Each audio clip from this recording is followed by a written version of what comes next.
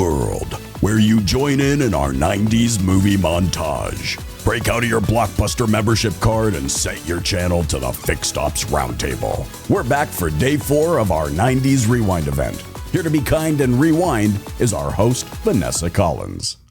Good morning. I'm Vanessa Collins from Northwood University. Enter the Matrix with us as we begin this stellar event's 4th and final day. Grab some popcorn and bust out your favorite 90s movies as we welcome you to the Fixed Ops Roundtable's 90s Rewind event.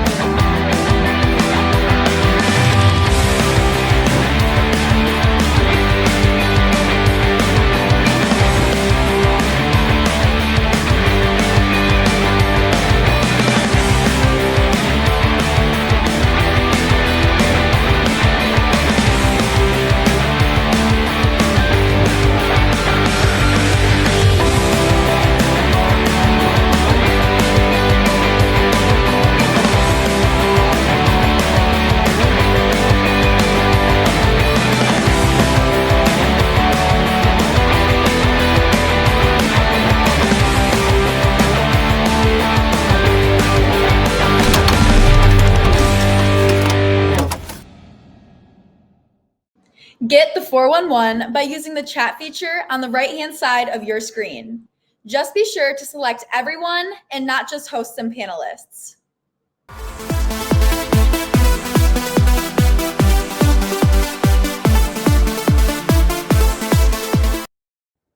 We're starting our day off strong with the First Ladies of Business Development. Please welcome Sara Hoagey and Sara Vantine.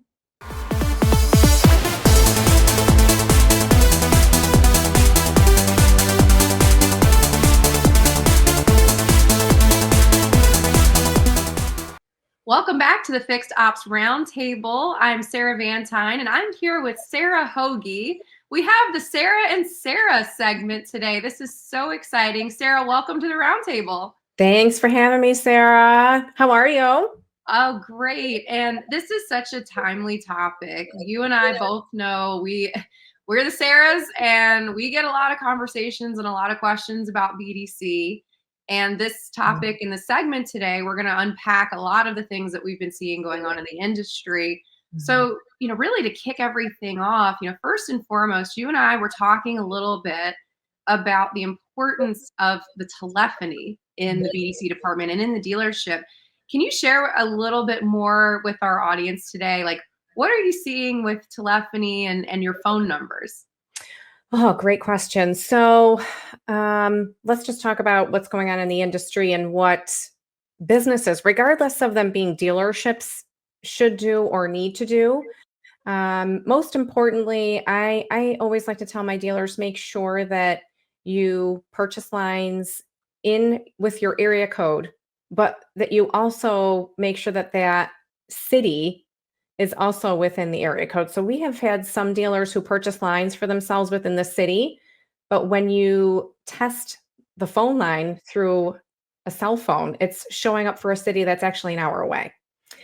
So one, see where your area code is residing when it comes to telephone calls. And then two, you now really have to make sure that you're registering all your phone lines and remediating those phone lines.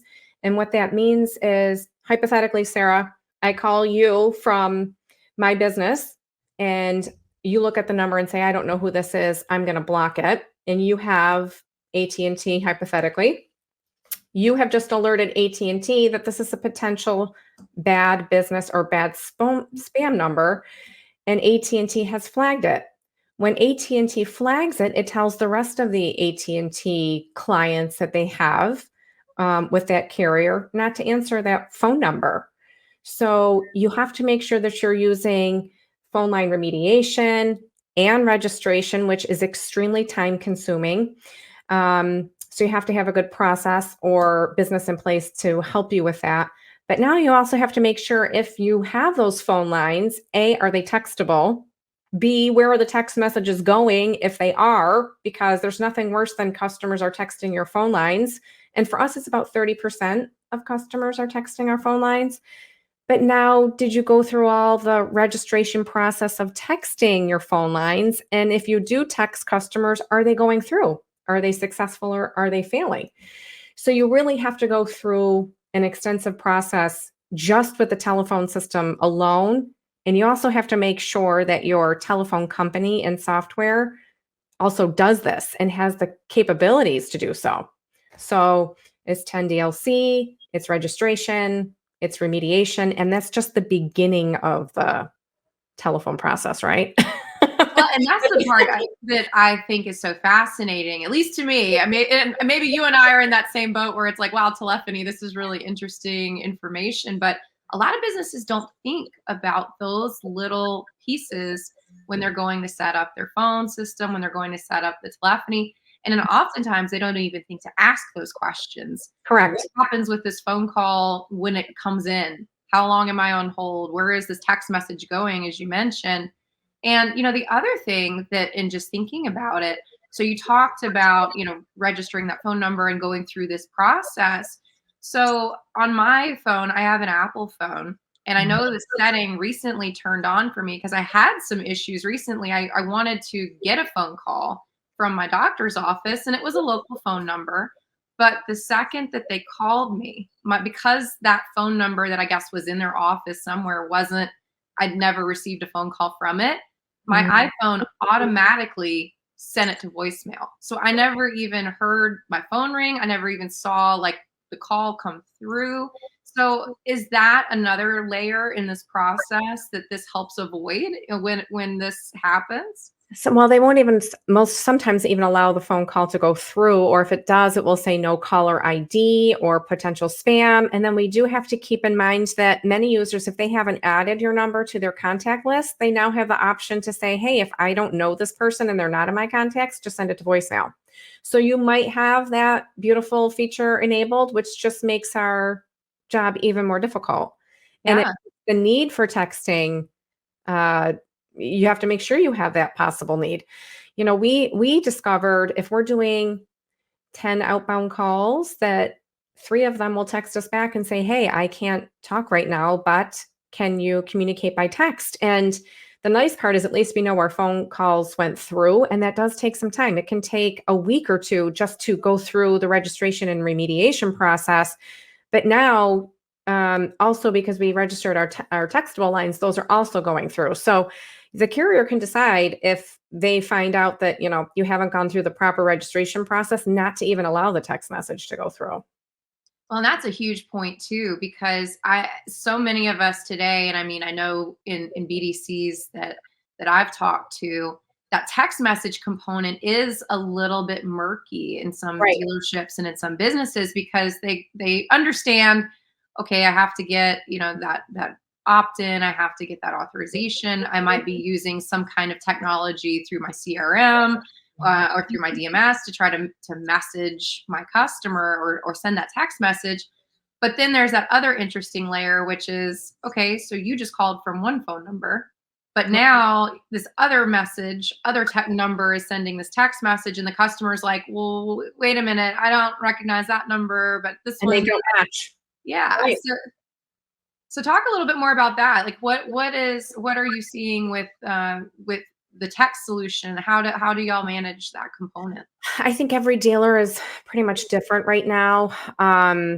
I do have to say some have the double opt-in, which I don't know how you feel about it, Sara. This is just me personally, but if I reached out to your business and I want information on a car, I expect you to call, text, email me.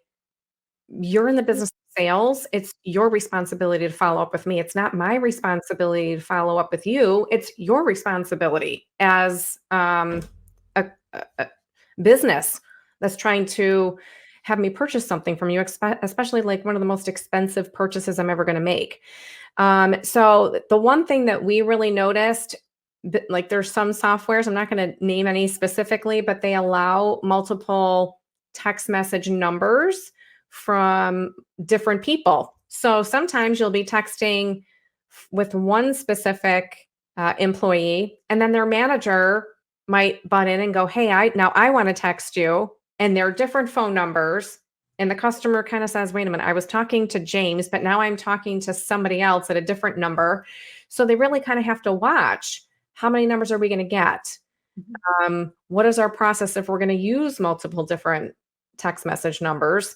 And you can mask the phone numbers. You can make them look like your dealership line. So what I see is sometimes they don't even do that. I don't know about you, but sometimes I say, okay, they didn't even do that portion of it. And there are multiple phone numbers. So the best way to really check things out is to test yourself, put in a lead, use your phone number, see what the workflow is. How does it look to the customer?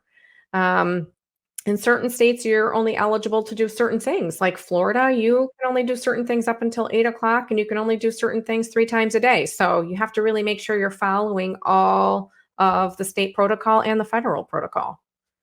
And that's the other important thing that you touched on. I mean, you just mentioned the complexities of all of these nuances with text messaging, with how these phone calls can happen. And there's probably a lot of dealerships and people right now just listening in general to this segment going, that sounds like a lot of work to set up, or a lot of different things to have, to have responsibility for. The only thing I haven't been able to figure out, Sara, and this might be a great question for you, because I feel like if I don't know the answer, they're like, let me call Sara Vantine. Or I do say that people reach out and go, hey, Sara, how's your horse? And I'm like, I have no idea. You got the wrong Sara, because that's Sara Vantine. But I have yet to figure out on my end, and I have not had a realistic answer, why humans are not really supposed to be texting after hours, but artificial intelligence is. And I do worry about certain clients getting their hands slapped with that, especially with texting after hours. Have you seen anything like that yourself too? You know, it's so interesting because, and this this panel could go on for hours in this topic of conversation, but it is so fascinating to see the AI components that are getting added to software and getting added to that customer follow-up and the workflows that businesses have in place. And it's so interesting because, you know, there's ones that it's messages that I think as a client, I can tell maybe this is automated. Maybe it's sending me an appointment reminder for my service visit tomorrow. Maybe it's, hey, here's, the work that's recommended. Whatever the nature of it is, in my mind, at least as a customer, I can recognize when it's a system sending me a message. Mm-hmm.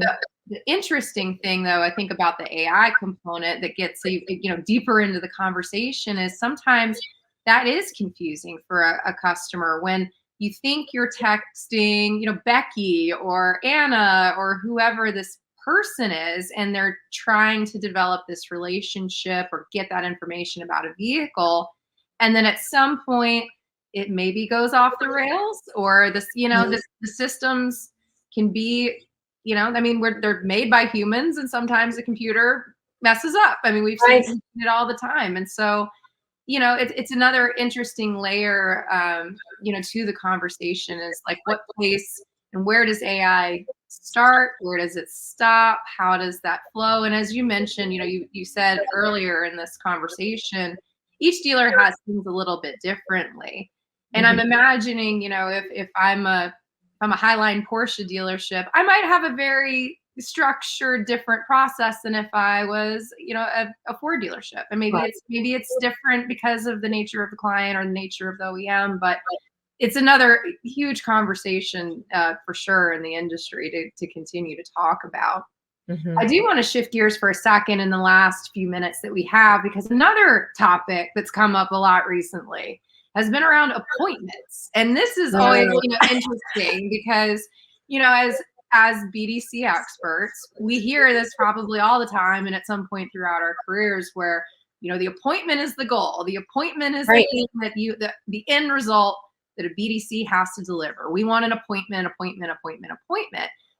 But there's a lot of other layers to that whole appointment process that actually are metrics we need to be paying attention to. So could you share a little bit more like your perspective? What are you seeing right now in the industry, along that line?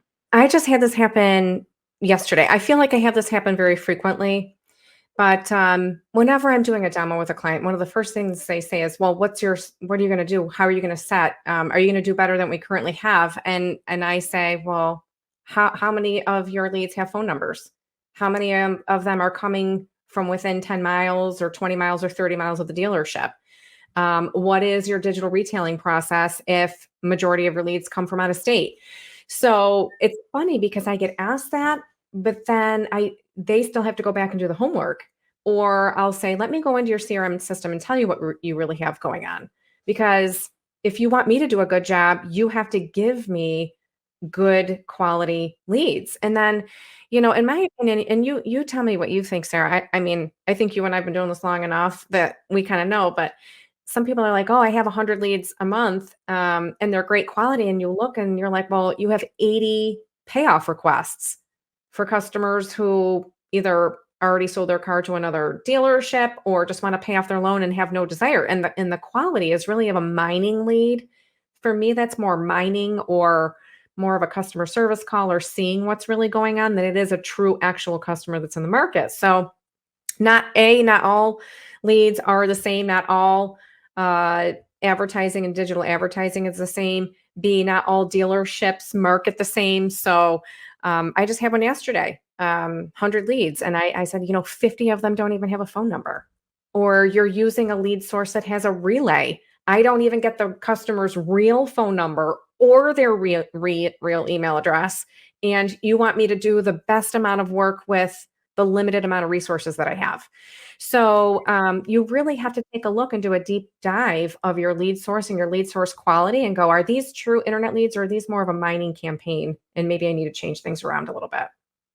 No, you're spot on. And I think it's such a timely conversation because we're conditioned, we've all heard, if you've been in the industry a long time, we still have this perception that like the appointment is the end result. We want appointment set, appointment show, appointment sold. Those are the data points that are important, of course, in the transaction process. But when you're talking today about all these different sources of business that you get into your CRM and all these different places where that data is coming from and all of the different vendor partners that are out there that provide that information about the customer, sometimes that data, when you're looking at it, it actually gets a little bit murky. And so I love that you just brought up the example that you had recently. I had a similar one. I had a dealership that I won't name, but they reached out to me because they wanted some help and said, hey, looking at our internet closing ratio is at 50% and 50. And I was like, wow, okay, that's pretty stout. And they said, but we're seeing our appointment rate has dropped off the planet. Like we're not setting the same appointments that we were several months ago. We're not seeing the same sold units that we were months ago. And yet we're closing more, with this data. And so could you look under the hood and see what's really going on? Well, and as you pointed out, not all data is created equally. And also not always are the people that are managing it or looking at it in the dealership knowledgeable about what happens when certain things get moved or, attributed differently or marked bad. Manipulate things to make it look a certain way. I mean, if you're going to pay somebody on a closing ratio, or you're going to pay them on a performance bonus. I had one too. Oh, my closing ratio is 15% on a brand that I would go, that brand typically doesn't close at 15%. And I look and I'm like, you have an obscene amount of bad leads. Yes. And it's so interesting because, it took that additional conversation and then really looking under the hood, really analyzing all of those different data points that, a lot of times people want to just look at it in a dashboard and call it at the end of the day, okay, it's in a dashboard and here we are. And that's where my closing ratio is. And that's where my team's at. In actuality, this store, instead of doing a 50% internet closing ratio, it was 8. And that was a major difference. But, cautionary tale, right? It's not just appointments. It's not just that end result data. You have to be looking at everything. And I know, Sara, with your business, you're passionate about looking at all of those avenues too. Well, plus, I don't know about you. A lot of people are like, well, my 20 group said this and my 20 group said that. And I said, sometimes people don't want to really show or tell you what's really going on. And if you had it audited, because in my opinion, all 20 group reports should be audited by one main person who pulls the data the same way. And I don't know about you, Sara, but when I used to do many more 20 group reports than I do now, I would pull it one way, but it doesn't mean that my counterpart in the 20 group did it the same way or at the dealership did it the same way. And Sara, how come you don't have as many bad leads as that dealership? Well, to me, if they have a good email address and the customer's opening my email, maybe they're not replying, I don't mark it bad.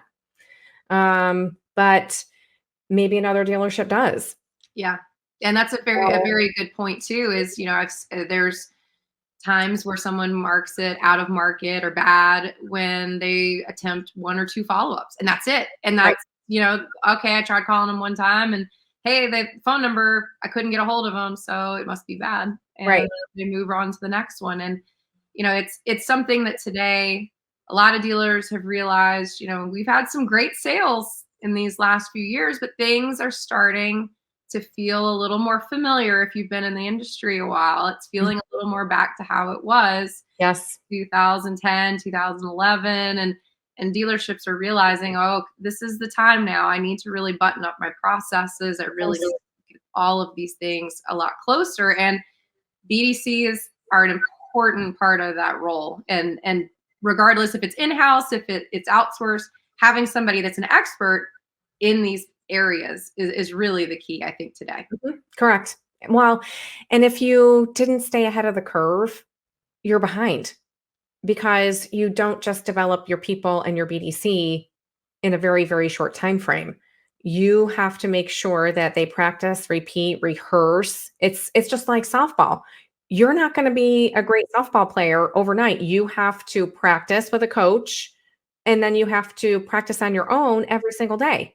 So, and I got to say, finding sometimes the people that have that drive to want to do so, that hold themselves self-accountable, we are hard to find. We're hard to find because you have to be driven to do so.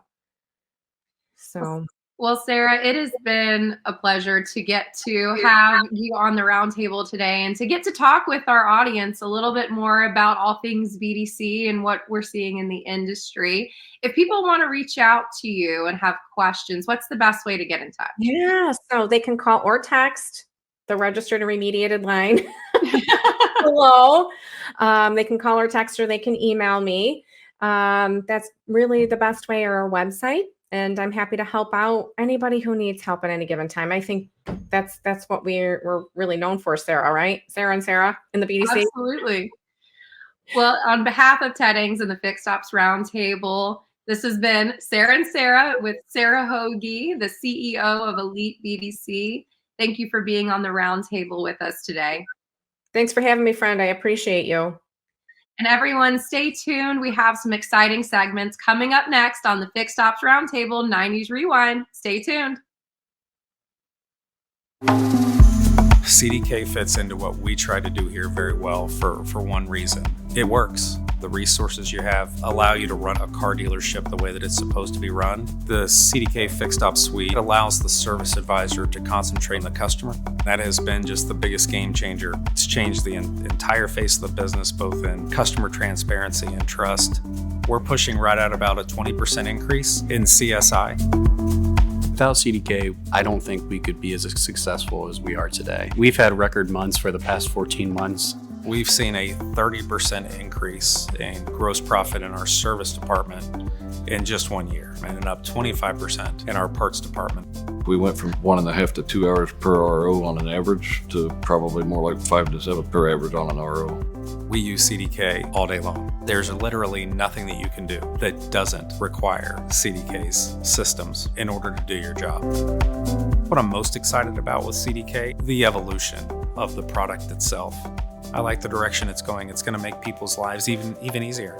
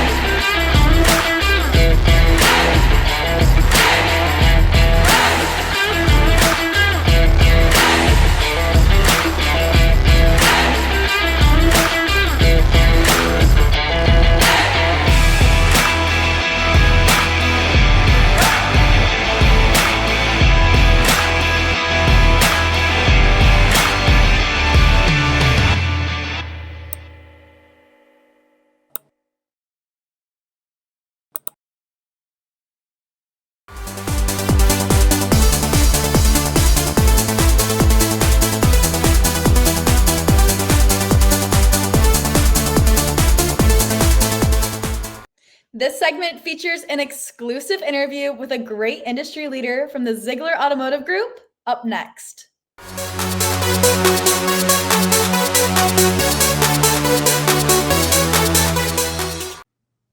Welcome back to the Fixed Ops Roundtable. It is a great honor to welcome back a friend of the industry, our colleague, Sam DeArc, who's the Chief Operating Officer at Zeigler Automotive Group.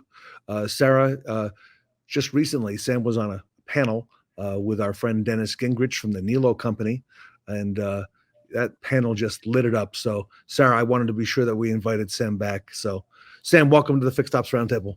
Thanks for having me, Sara, Ted. It's fun to be back. Dennis is a great, dear friend. He is killing it. They're crushing it up there as part of the Nilo Group in that Sacramento area, Northern California. So it's fun to follow in his coattails in any way I possibly can. So hi to Dennis and everybody up there.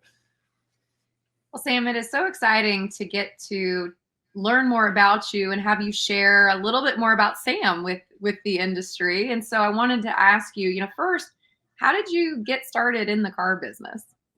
This is called the Fixed Ops Roundtable, right? And so the beginning of any great automotive story begins in fixed ops. So I started in high school in the service department washing cars. I had constant and continual wet sneakers as a kid and was intimately familiar with the Hotsy machine and did dealer trades. And so my primary job at this little Isuzu Kia dealership in the early 90s was washing and prepping Isuzu Rodeos and Troopers and Amigos and pickup trucks for delivery, and sold our dealer single point dealership, sold the first Kias in the state where I started. So got my start washing cars. I even know what dash sweat is, which a lot of people have no idea, but in the heat of the sun, those dashboards would sweat up onto the inside of the windshield, and it took a lot of elbow grease to remove that back in that time. So. And Sam, you said a Zuzu Kia franchise in the early 90s. Yeah. Not exactly the Toyota and Honda franchises back then. We were super proud to be able to tell people you could get a Kia Sophia for $54.95, manual transmission, no air, steel wheels, and it had the same engine as a Ford Festiva, I think it was then. So it was a brand new brand of the marketplace. And, it's interesting in our world now, we've got a Kia store in the Zeigler franchise portfolio. And it's been fun to get back and see that franchise and how much it's grown. And, Isuzu, I think, is mostly limited now to commercial trucks overseas. So it's kind of a tale of two franchises that have gone different ways, and Kia's just crushing it. So. Yes, I know. I'm following that as well.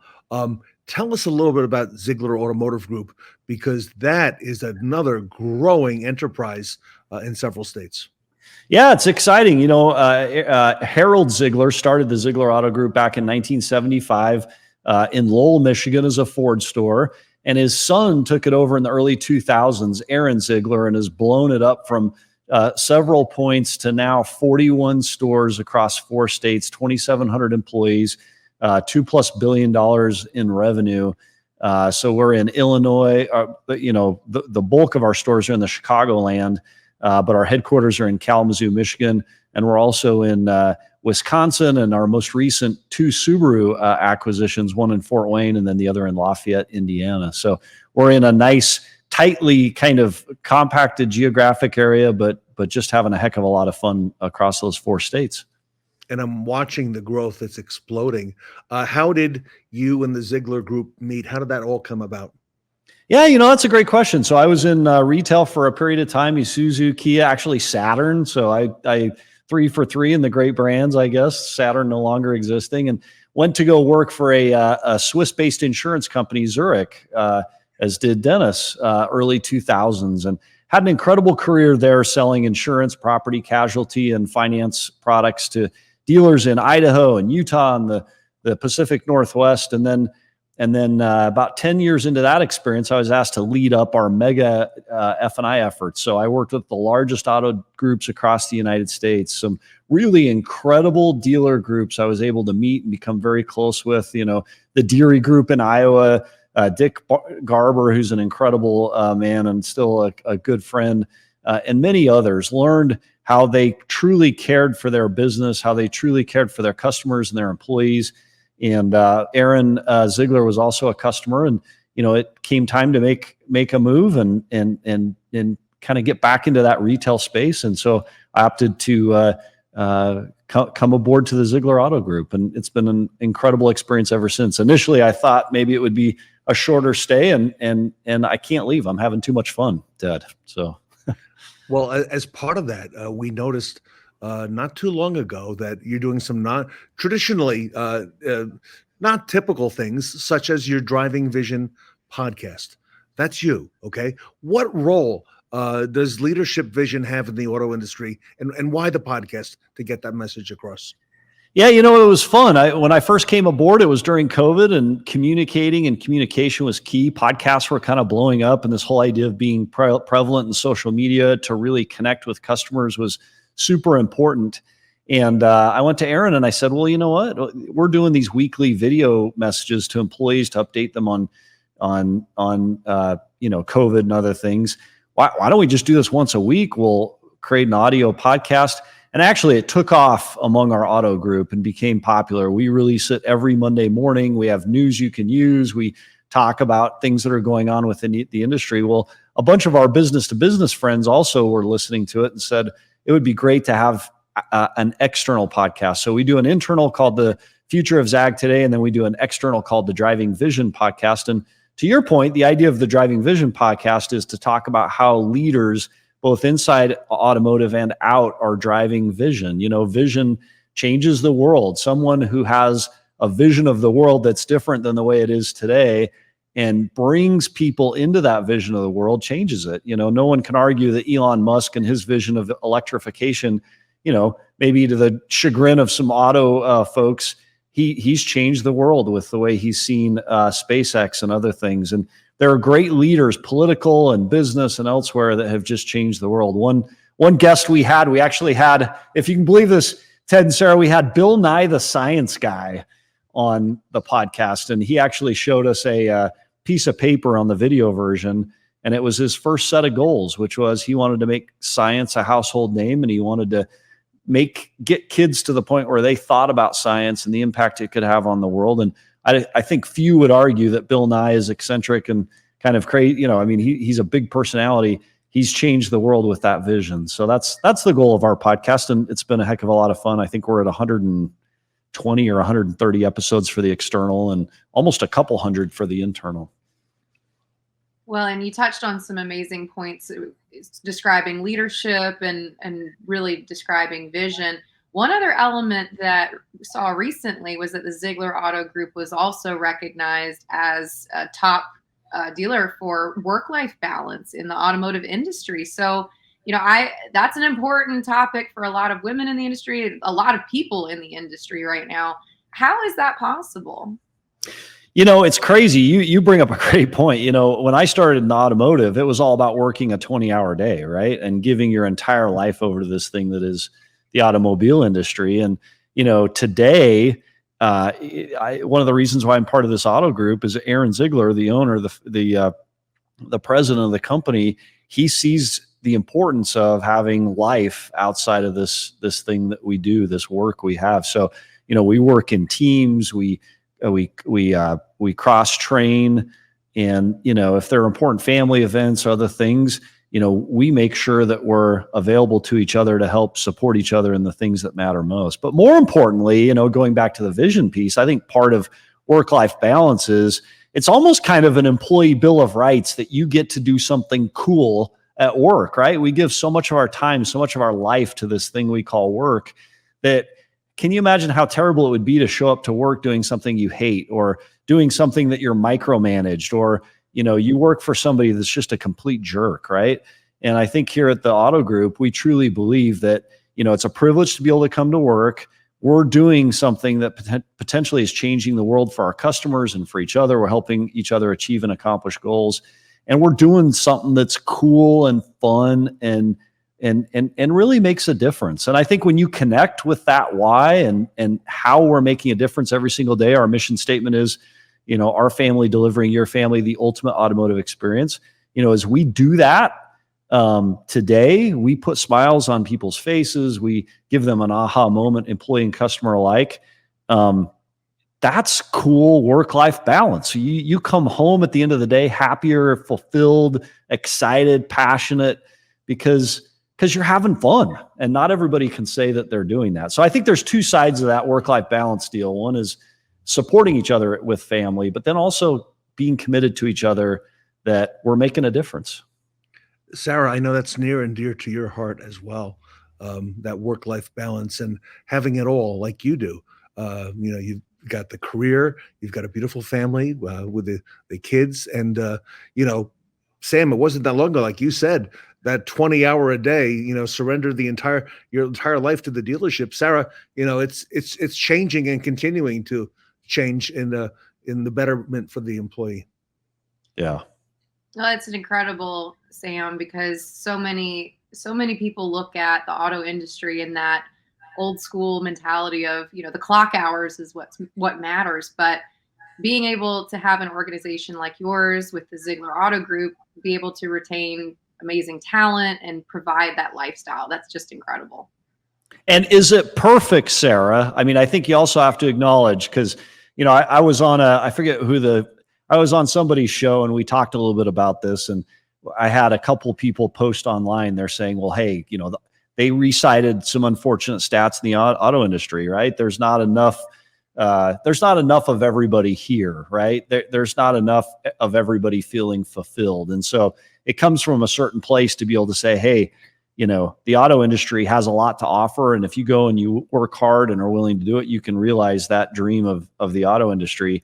It needs to become better, but I think it's better than a lot of industries that are out there. We sometimes joke, this is the last great American industry, the automotive industry is, because you can come into this without a lot of education, regardless of your background, almost. It's not perfect yet. And if you're willing to work hard and you're willing to be a part of a team, what's possible is almost limitless, right? It is pretty cool. Sam, we want to ask you also about NASCAR. We noticed that Zeigler sponsors NASCAR. Tell us why, and what's the background on that? Well, so Zeigler, Aaron decided 3 or 4 years ago, hey, I want to be involved in this. And first of all, look, there's nothing more exciting as a sport than watching cars go around an oval. If you've seen Days of Thunder with Tom Cruise way back when we were all kids, or if you've seen Talladega Nights, like, it's fun to watch NASCAR. You can see it on Sundays. The Cup Series Xfinity runs on Saturdays. So that's neat. But what has really been neat for our teams across the Zeigler Auto Group that have been able to go and watch NASCAR is it is really a team effort. Everyone on those teams has a job.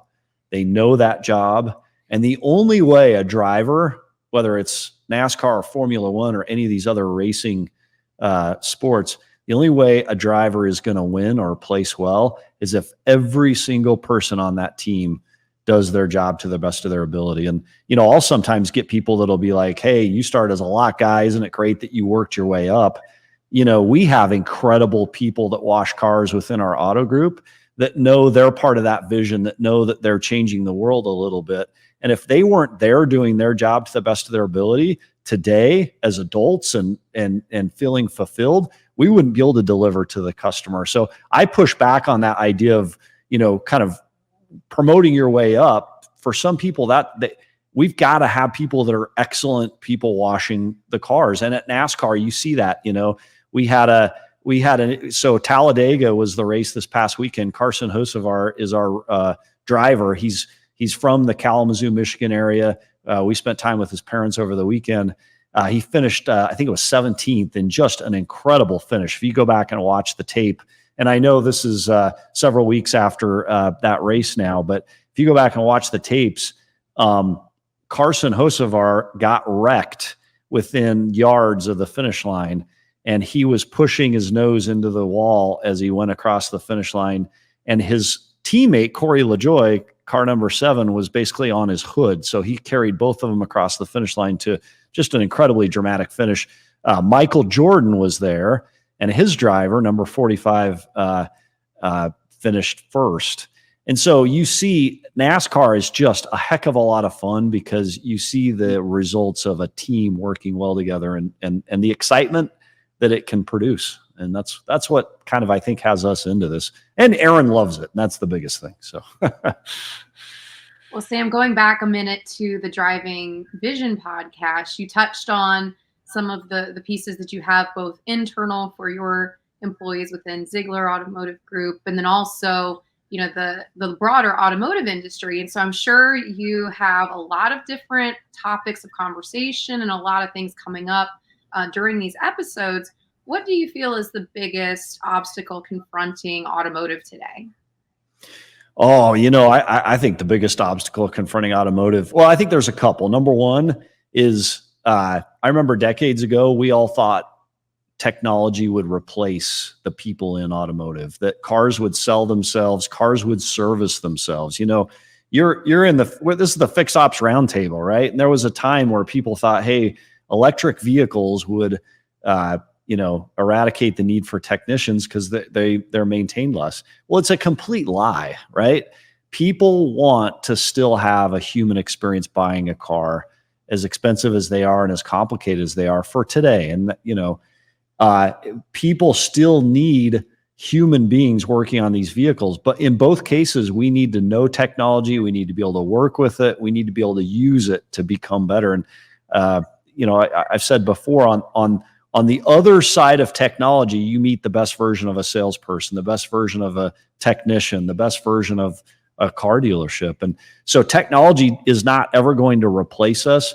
It makes us better, but we have to not push back on it. We've got to embrace it, figure out how to make that make us better. And that leads us to the second thing, right? There aren't enough, there's this perception in our industry that there's not enough GM spots. There's not enough service manager spots. There's not enough leadership spots. And the reality from our perspective is there's not enough people ready to take those positions. And so folks within the automotive industry who are working on themselves, becoming better leaders, they are sorely needed. The best leaders are terribly needed to help take us into the next era. Well, Sam, last question for today. Sara, when Sam was on a panel just a few months back with Dennis, we had a lightning round. He liked the lightning round because everyone had just a chance to say a little bit about what they thought was coming. Sam, here we are, the middle of May. We're almost halfway through the year. June is just a couple weeks away.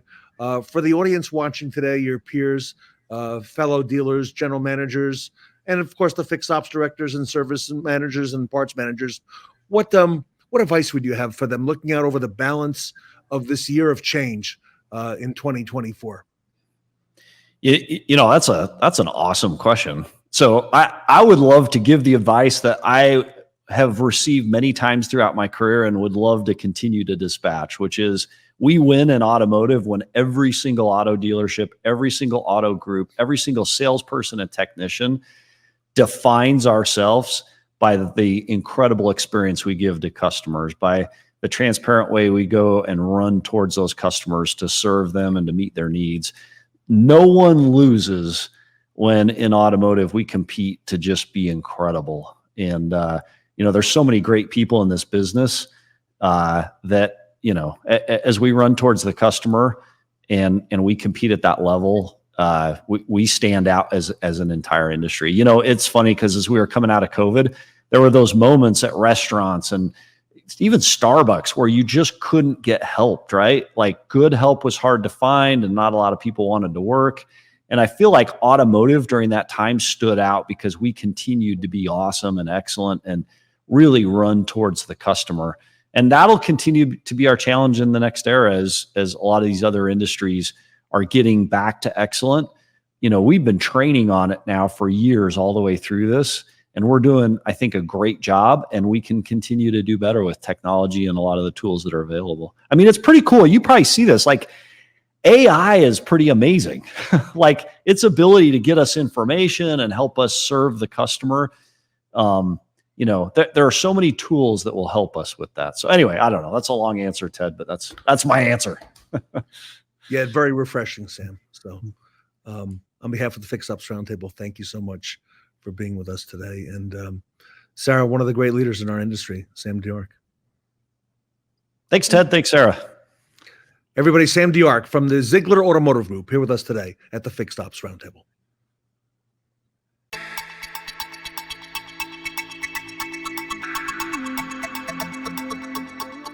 My Karma, everything fixed ops in one place. The first truly unified solution for fixed operations. A comprehensive suite of key applications, deeply integrated with software and DMS providers, and open APIs that offer unprecedented opportunities for dealerships to build custom solutions. My Karma, a proven name with over $21 billion in payments processed, 423 million text messages transmitted, and over 9.5 million videos recorded. My Karma users enjoy an average 16% lift in RO dollars. And innovative solutions like our Advanced Scheduler Plus and Service Cart Video MPI transform the service experience. What I really enjoy about it is the connection and the relationship building. We pretty much use every aspect of My Karma that we can. We went from a paper multi-point to a digital multi-point. It literally year over year, 350% increase in our net profit. Actually, there's incredible online payments, easy. So the cream always rises to the top with this, and My Karma has been the best.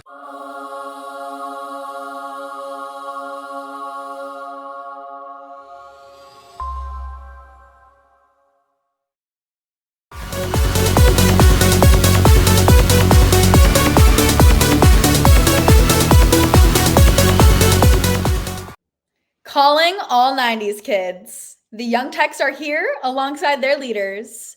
Let's find out what they're looking for in working for a dealership.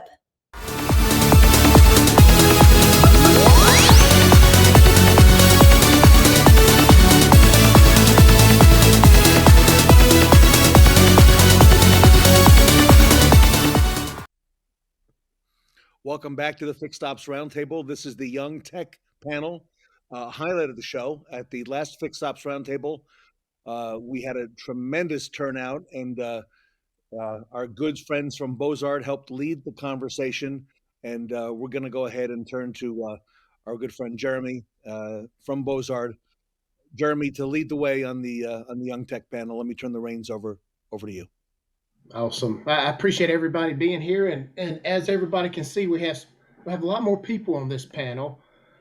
We had a lot of feedback. We had our first young tech panel, young technician on the last panel, and it seemed like that was a cool thing that we did. And we're going to kind of multiply it this time. So I kind of want to start off, and we can kind of work clockwise, but if the tech there, if they could introduce themselves and tell them a little bit about themselves, what they're doing, and how many years at the dealership. So I'll start with Nate right here at Bozard. Hi, everybody. I'm Nate Bennett. I've been at Bozard for about 6 months now. I started out in the quick lane, obviously, and then just about 2 months ago, I moved over to the mobile service division. And since being in there, I've sort of grinded as hard as they'll let me, and they put me up as a team lead. So looking to see what I can do for the company and how we can expand this mobile service division. Awesome. How about you, Robert? Who do you have?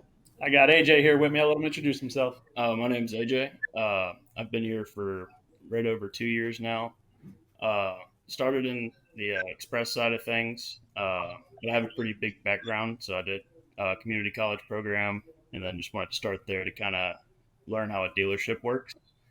And then now I've kind of worked my way up, and I'm say probably a mid-level-ish line tech. Awesome. All right, Rich. Well, I've got Cannon Clark with me today. Cannon, introduce yourself. I'm Cannon. I started in Express about almost a year ago, and then just recently I moved up to the shop. I'm my trainer for a tech. I've been training for about a month now, and had a decent background at Blue Ridge, and always liked working on cars. Blue Ridge is our local community college. Awesome. Good deal. All right, Shawn. You're on that. Hey, my name's Matthew Pierce, and I've been with this dealership for about 6 years now. Also actually moved from service, from recon service about 3 years ago, and was in Express for about a year. And they weren't, doing too much with me around that time. But when Shawn came around, he took me under his wing and got me with some master techs, and just did an apprenticeship over there for about 6 months. And after that, it's just sailed afterwards, and that's pretty much it. Awesome. Growing as a tech and growing the beard. Hey, don't let him be shy. He's bought a house. He's gotten married in those last 2 short years too. Yeah. I couldn't have done it without that kind of progress. Awesome. All right, Shawn. All right, so I'm sitting with Steve Buna. Steve is one of our success stories here. I'll introduce himself in a second, but he came from the local technical college as well. And speaking of get married, Steve happens to be dating one of our service advisors. He just won't commit and buy her a ring. But we give him crap about that every day. But go ahead. We are looking to get a house now, but it's great. He hasn't given me a raise big enough to afford a ring that she deserved. Anyway, here we go. No, I've been here about coming up to 7 years. I started in quick lane at one of the competing Ford dealers. I actually came here and I started right out in main shop right away. Just hourly doing quick lane like services. Did a bunch of my online training. They sent me to class a couple times to get certified, and now I'm one of our main transmission techs. So I've worked from the hourly into the flat rate, and I'm pulling at least 110% every week. Awesome. Well, good deal. So I'm going to start it off by just asking a question, and feel free to respond. So one thing for you young guys, does a proven growth or development plan help with choosing a dealership? Nate, would you like to take that? Sure. Yeah, definitely coming to Bozard, seeing their education path and seeing how all the stars operate, and the bonus of like them actually paying you to do the trainings was definitely something that drew me to Ford and Bozard specifically over like I applied at like a Brakes for Less little quick shop. I applied at a Chevy dealership down in Palm Coast, and no one really had the atmosphere of growth that was available at Bozard. So that's something that really like I sort of saw the opportunity, came by and landed the interview, and then I was like, okay, no, I need them to call me back now. Good deal. How about anyone else? That was one of the first things that I noticed when I started here was Rob made it very clear that the intention was for me to work my way up, and at no point made it seem like this is what you do, you're stuck there. It was always like, keep doing the training, keep moving up, keep advancing. And yeah, it's been great. Yeah, I think, you walk around the shop around here and, guys are saying, oh, I'm going to class this month. And then the next guy says, oh, I'm going to class next month. And, you watch guys come from quick lane and they come into main service. And even the time that I've been here, you see certain techs grow into, the tech that they are and, what they are really good at. If they're good at interiors or if they're good with engine stuff, you see that growth out of them. And I think management really sees that as well and says, let's, catch this on the downhill and really get you going on that. And you like doing it, let's go ahead and, let's train you to do that and let's get you going on some of these engines. It's not, well, we'll keep you in quick lane for a while and see how it is. It's, no, if you're motivated to go, let's get after it. Conant, anything to add? Yeah, I've been, since the growth plan has been introduced here, that's really what drives me to do better at my job every day. I just want to progress and be a master tech. Yep. Different from where you were before, the experience? Definitely, yes. Definitely. All right. Jump in there, Matt. Well, I just kind of picked up a passion of working on cars. And I figured, hey, after doing this for a while, I kind of want to make it my hobby too. So started working on cars a lot. And, at this dealership, you're surrounded with other great technicians. And it's very, helpful dealership. Everybody around you wants you to excel. And, I always try to be 100% efficient, over 100% efficient. And, just continue the growth. And it's just a great atmosphere. Cool. Awesome.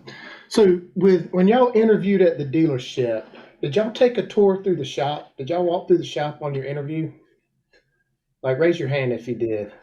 I think I was supposed to, but we never actually did. But I'm kind of curious. So guys, when y'all walk through the shop, and I don't want to be discriminatory, so if you saw a bunch of technicians my age or older, would y'all be hesitant to work there? Maybe. I don't know. I mean, I feel like you got to have a healthy group of, young kids and then, the 30 to 35 guys and then the 40 and older guys, because everybody's going to feed off everybody. The young kids are going to be able to pick stuff up really quick. Sometimes the older guys, it's a little more difficult, especially with the new technology coming out. It's a little harder for them. The young kids are able to pick that up, and the older guys actually feed off of that as well. So being able to have, a wide age range of people in your shop, I think gives you a little bit more diversity. I didn't realize at 41 I was going to be a father in my shop.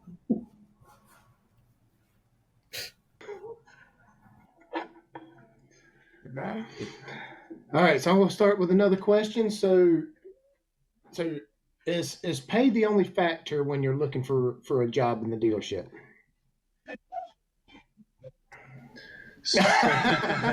We got to let Shawn take the first one. Shawn Kingrey. No. I made a comment, Steve. All the text just looked. Yeah. I mean, come on. I'm not afraid to post things, as everybody knows that we talk about it. And there was a comment on LinkedIn, I think a week or so ago. And there becomes a point, like when it comes to recruiting, at some point in time, guys, there has to be an end to where stealing from each other, back where I came from in Florida, we had a gentleman's agreement we didn't take from each other, because at some point in time you're going to cap out. So you're going to steal one guy at 26, and he's going to steal him at 27 and 28, and at some point you become that dealership that you're the reason or the source of them getting pay raises. And if it's all about pay, and even Steve, and again, he was here for almost 7 years, long before I got here. Even he did a tour. It's got to be more than just pay. If it's just pay driven, then you're already jinxed anyway. You're halfway in the grave, quite frankly.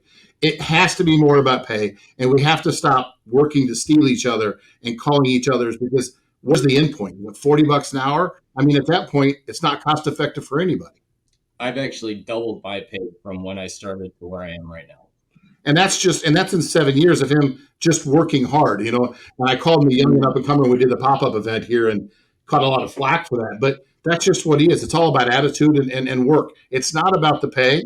Don't get me wrong. Buna knows his hours. He knows where he's at. He needs to buy a ring and a house. But in the same token, he knows what he's up against. All right. How about any of the other young guys? Yeah, I think the relationships are more important than the pay. Like the pay will come every time, but building the relationships, dealership, and having a home to go to work to is really more important than the pay. Culture means a lot. We stress our culture here.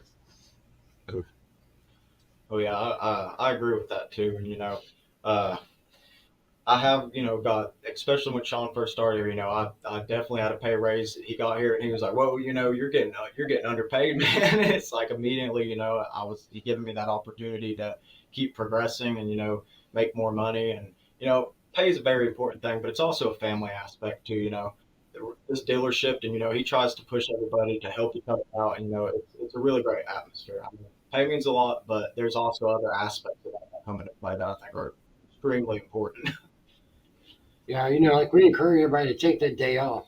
Right? Oh, yeah. Right. Work 4-day work week is fine. I'll work that schedule for you. Take that when your girl needs something, or you got to go to school, or just anything. I've never told these guys no. Oh yeah, you've always been about family. Family's priority, taking care of them first. Family. If your home life's not good, you're not going to be good. So take care of your family first. Yep. I definitely agree with that sentiment that it's not about the pay and it's more about the atmosphere. The way I've sort of fallen into it is I don't have much of a background in automotive at all. Like I've worked on my own cars since I could drive kind of stuff, but this is the first time I've ever seriously sat down and educated myself on the topic and got into it. So when I finally landed a real job in a dealership, I was like, all right, work me 6 days a week. I'm here to learn. I'm making friends. I'm getting I've lost 40 pounds since I started working here, picking up tires every day, running as hard as I can just to ingratiate myself in the community of the dealership and really just make those friends, put myself out there and really become a part of something bigger. Awesome. All right, y'all ready for another one? Y'all ready for more? All right, so we're talking about hiring technicians. So what are some things we should do to retain these young technicians? I really like what Bozard does with the whole shop community stuff, the steak burns. We're having an air guitar contest that I'm definitely gonna win. And just that kind of fun stuff. Because it's one thing to show up and work with somebody every day. Yeah, you get the measure of a man and okay, I'm cool with this guy. But then you go on the weekend, you get a couple beers back and now you're really having some fun. You're really meeting who they are as a person, not just who they are at work. All right, Robert, what y'all got? Which question? This is things routine technicians. Yeah. One thing I'd say for sure is to make sure they know they have a voice, and that if they have a comment or a concern, that it can be heard. It's not just going to be blown off. Because sometimes something will be going on that no one sees, or some road struggling with something. Afraid to ask questions, and so just making sure that they know that they can ask questions, they can be heard. If they have a concern, they can bring it up, stuff like that.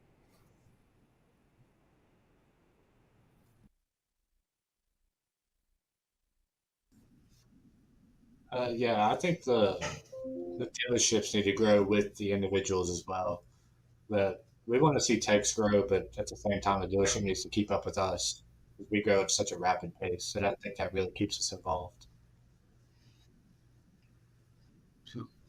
Growing as far as the shop getting busy, as the shop grows, we keep filling in technicians, and we're really engaged in the hiring process, bringing them through, making sure everybody has a clear path. And one of the things that we do, being very sure about who we bring in, but then keep in constant communication with you about where you're at, how you're progressing, and keep them updated. That communication between myself, the service manager, a technician, and, as they're progressing along, certainly goes a long way to retention. If this guy hasn't heard from the service manager about how he's progressing along in 2 months, he doesn't know where he stands. So we found that's very, very vital for retention purposes. Awesome. So you did say something, and I like what you said, Rich, the feedback.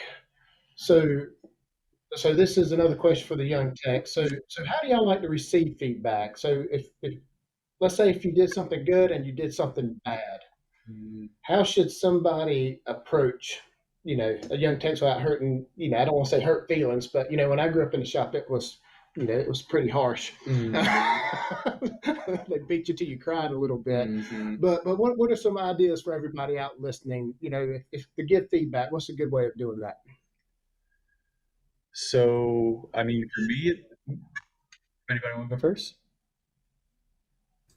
For me, at least, definitely like an attaboy from like your mentor manager. Because like for sure we have like a couple managers here and there. There's the director, the manager, the foreman kind of thing. But like that person that really takes you under and like mentors you a little bit, an attaboy from them can like make your whole day, make your whole week.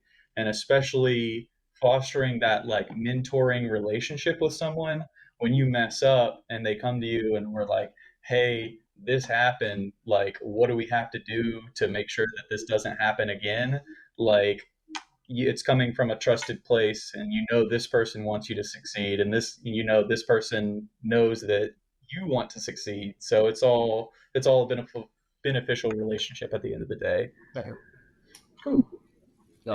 I think like even just either 6-month or yearly reviews. I mean, we've got a new service manager that's trying to get some of those done. But I think even like as a service manager, if you're able to sit down with all of your tech once a year or once every 6 months, even if it's more than just, yep, here's your raise for the year, all right, get back to work kind of thing. It's like, all right, what did you actually accomplish this year? Did your average flag time go up? Did your efficiency go up, or were you having a bad year because you were going through stuff at home kind of thing? Like how did that year reflect on what you've done for the dealership and what the dealership's done for you as well? Because you can say, I never got signed up to go to class this year. Why not? Is it because I didn't do my training? Is it because somebody dropped the ball on that? Because to me, that means that you don't want to invest in me. Like when I get signed up to go to training and I go to training once or twice a year, to me, that's saying I want to invest in you. I want you to be better. I want you to be a master tech, and I want you to learn how to do this. That way I can trust in you more, because I want my service manager to be able to go to bat for me, just like I can go to bat for anybody in the shop, I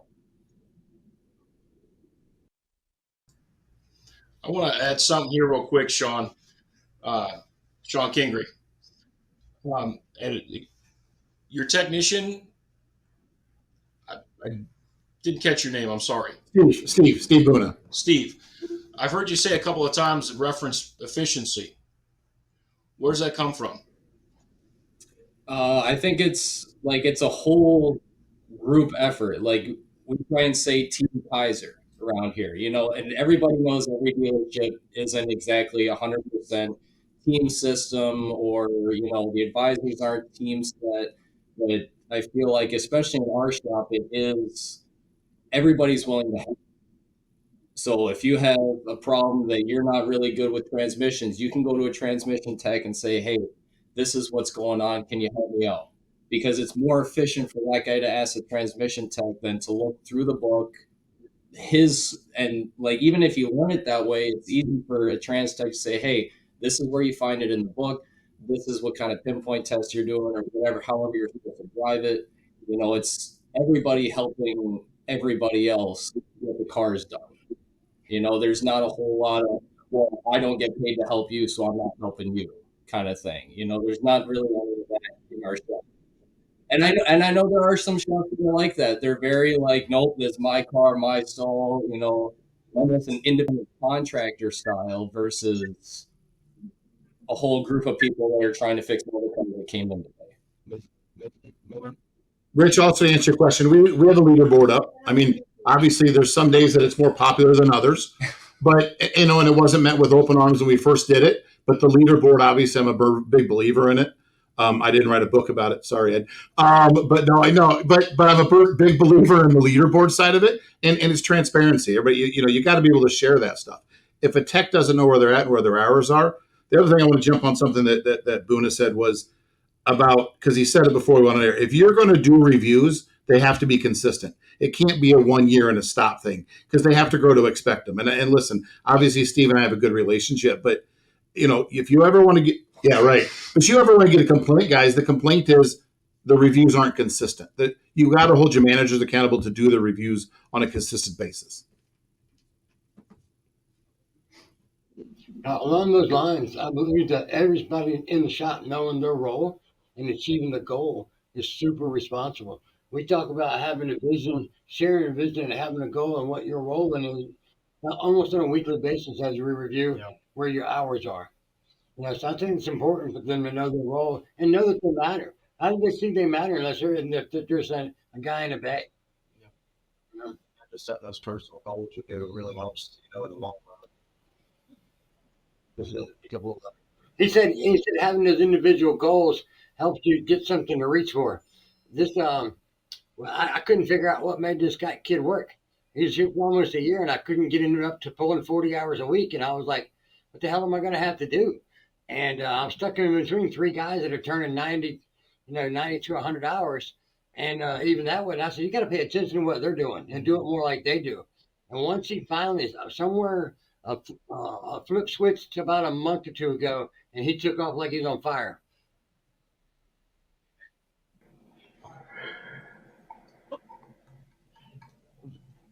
Go ahead, Robert. Did you reach in for the unmute mic? I'm trying to put him on here. I want him to have some input. But so, anything on feedback that you like to hear from? Like good and bad feedback, if you did something wrong, obviously, you may not want to hear it, but you need to hear it because puts you in check, so to speak. So if you're heading the wrong direction, it can kind of steer you back the right way. And then as long as it's kept constructive, it's no matter if it's good or bad, there's always something that can be done to improve or have a little think session about what's going on or, figure it out instead of just being like, hey, this is what's happening, and then send them. Like, sit and figure out with them and work with them on what can be done. I think a big thing for a manager and anybody listening, and I can probably say everybody on this panel is the same way. You got to expect that there's going to be some mistakes that are going to happen. You still see them from your senior guys, so you have to expect they're going to be there. So you can't fly off the handle, one, and secondly, you got to be willing to teach through those situations because they're going to happen at the end of the day. And only making that person feel any worse about it isn't going to help the situation, nor is it going to make them feel like they can really kind of come to you if there is an issue or a problem. Then things are going to start getting hidden, and then it becomes a bigger issue and bigger problem. So, communication, we always talk about it, and probably every time we get into it comes down to the main point of that, just open lines of communications. We're all in front of each other. Yeah, perfect. I especially love, the I can't remember who said it now, but the one that said, as long as I have a voice, that I'm being heard. Because a lot of times we kind of tune it out, just somebody griping, but there's something there, and we should be approachable where we can actually hear them. So let's kind of wrap it up with some things. I had another question, but I'm just wondering if everybody would be okay if you had to tell all the listeners, and just imagine you got hundreds of dealerships out there. What is one thing we should be looking at to hire these technicians? What's a good takeaway that you would like to tell everybody? And let's just start. Well, we'll start right here beside me and Nate. Alrighty. Well, so you're asking what should y'all look for in Yeah. hiring a new tech? Yeah, what's one good piece of advice that you could give somebody? I mean, it sounds like pretty basic advice, but definitely somebody that wants to be here. Because, like, I wasn't in Quick Lane all that long, but you could definitely tell there were some people that just needed a job, are handy enough to work on cars, and they're just here to sort of collect a check. And I'm not trying to say anything bad about anyone, but like, you know how it is. That's how life works sometimes. And then you have people that are here to like grind. I will take every single ticket you give me. Please give me extra. Like, you want what you want for your culture. So basically, just hire for people that are hungry. So don't hire bad people. I guess. Yeah, I guess I could have put it better, but close enough. Go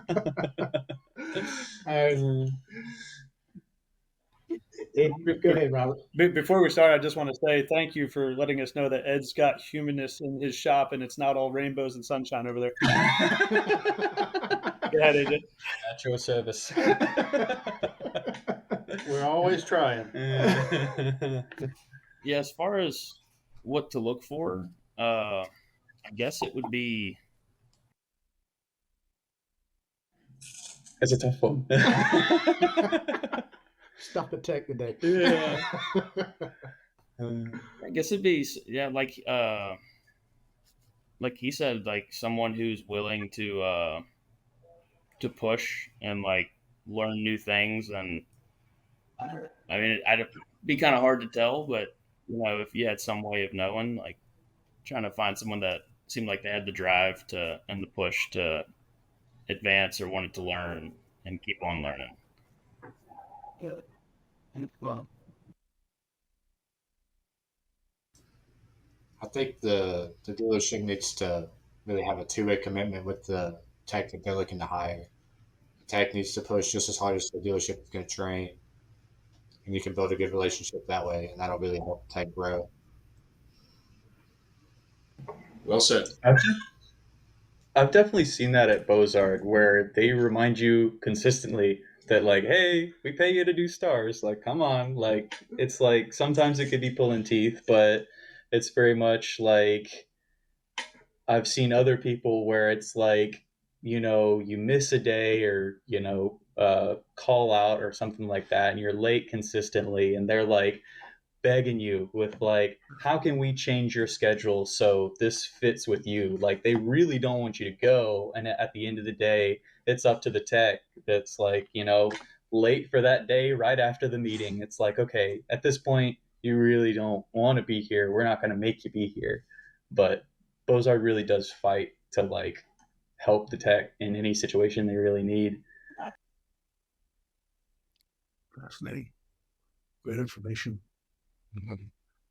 Jeremy, I learned a lot. Well, thank you. Well, Ed, you got anything for us? You've been quiet the whole entire time. That's not like me to be quiet. But it was I don't not want to steal your thunder or anything. It was not my time to shine. It was time for you guys to shine, and it warms my heart to see not just us, but both Sean's, Robert, and Rich out there creating atmospheres to give guys opportunities and develop these guys into their full potential. And yes, is it always rainbows and unicorns? No, we're going to make mistakes. We're going to run into obstacles. That's how we overcome and continue to push forward. And if the audience can take anything from this, we got a lot of young guys right here. You don't have to go find that guy that's got 10 years of experience. You can create that guy, and 10 years from now, he will have those 10 years of experience you're looking for. 100%. Absolutely. Paying for those mistakes is a commitment to your future. Absolutely. Return on learning, right, Ed? So very good. sure Great job, everybody. Great job to the team at Bozard Ford Lincoln. Carter Myers, thank you so much for being here. Bristol Honda, Johnson Mazda Acura Group, Kaiser Automotive Group up in Wisconsin, and to the Accu-Trade Honda and Acura Group. Took a lot of notes, gentlemen. It's a whole lot more than just about money. So thank you for all your sharings and learnings today. This is the Young Tech panel, everybody, here today at the Fixed Ops Roundtable.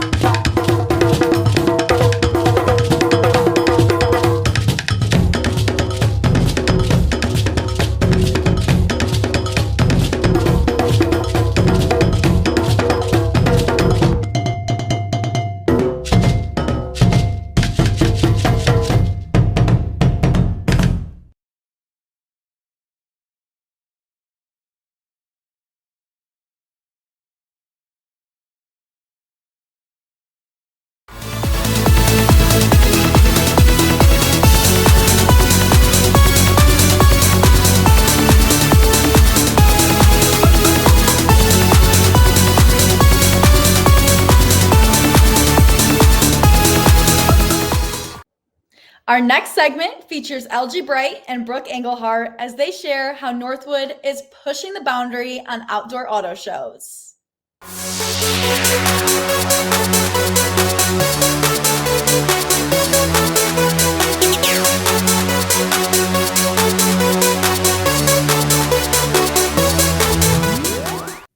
Welcome back to the Fixed Ops Roundtable. It's a great honor to welcome back our good friend, Brooke Engelhardt, who's not only a student at Northwood University, and I know we've seen so much about Northwood on the Fixed Ops Roundtable. Brooke is also the Chief Marketing Officer at the Northwood University 61st Annual Auto Show coming up this October. Brooke, welcome back to the Fixed Ops Roundtable. Hi, Ted. Thank you so much for having me. You and I met last year at the last International Auto Show. And Brooke, I got to tell you, I was so impressed because I've heard about Northwood during my career in the industry, but until you actually go and see Northwood in action, and especially that weekend, that's like the Super Bowl of events in automotive. So Brooke, great job to you and your team and all you do there. Thank you, Ted. I really appreciate it. There is so much that goes on to be able to make our auto show happen. I mean, for starters, like you mentioned, the Super Bowl aspect of it, that's what everybody tends to call it on campus. So tell us a little bit about the background. First of all, what is the Northwood University International Auto Show? Yeah, so the Northwood University International Auto Show began 60 years ago, and actually this upcoming October, from October 4th through the 6th, is going to be our 61st Northwood University International Auto Show. So the really amazing thing about this show is that it's 100% student ran. So no staff, no faculty from Northwood are helping in this auto show at all. It's just the students. And I think that that's such a great aspect of the show. If you really think about it, hundreds of college students being able to run and manage an auto show, and not only an auto show, but an international auto show, is bizarre to think. But until you come and see it, it's really unbelievable. I want to welcome somebody and bring them into the conversation now. I know you know and work well with Elgie Bright, and Elgie Bright is with us today. And Elgie, welcome to the Fixed Ops Roundtable. Thank you very much. I appreciate being here, Ted. Thank you. So we're getting the lay of the land, okay, from Brooke Engelhardt. And Brooke, you mentioned student run. What does it mean, okay, to have a show this large be student run? Yeah, I mean, like I'd mentioned, it's students and solely Northwood students who are helping to make this show happen. So there's no Northwood alumni at that moment when that show's occurring that are helping make this show occur, or faculty or staff. It is solely just Northwood University students. And so for an entire year, students who are on the executive board of this auto show will help for an entire year to make this show become what it is. And then students will also help be team captains, co-captains, and even team members to make this show a thing. It's truly phenomenal to be able to watch it come to life. And Elgie, this is not a typical auto show. I mean, this is the largest outdoor event of its kind that I know of, certainly, and throughout the industry. Yes, it is. I mean, the fact of the matter that the dealers, 65 manufacturers, all kinds of aftermarket companies, specialty RVs and boats and heavy duty trucks. So we have every side of the industry represented. And on a great weekend, I mean, we'll get 50, 60,000 people on a free weekend in Midland, Michigan that will come through our campus to not only see what these students have done, what they dreamed up conceptually and what they're executing on that weekend. People that have come, looking for something to do the weekend, car enthusiasts, and then industry professionals, and certainly our alumni, our great alumni that are out there that are coming back for a homecoming weekend. It is truly special, but it is beyond your typical just new car auto show. Everybody, the dates are going to be here before we know it. It's coming up October 4th, 5th, and 6th. in Midland, Michigan, at the campus of Northwood University. Brooke, there's a lot of responsibility for the students as well. You're managing a lot of, I'll say the word, it's what it is, it's inventory, okay? I mean, in these vehicles, Brooke, there's millions of dollars of vehicles up there for this. Yes, there is certainly. I mean, yeah. Brooke, tell us who are we going to meet there? Who's going to be coming that weekend? As Elgie said, we're going to have thousands of people attending. Who could we possibly expect to see?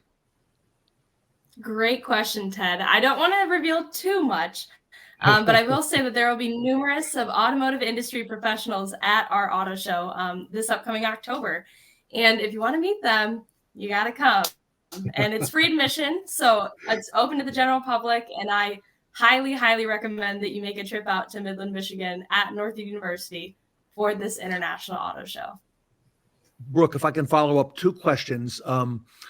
We've talked about student run. First of all, these are student volunteers. How many approximately student volunteers are there? And what are the requirements to be a student volunteer at the auto show?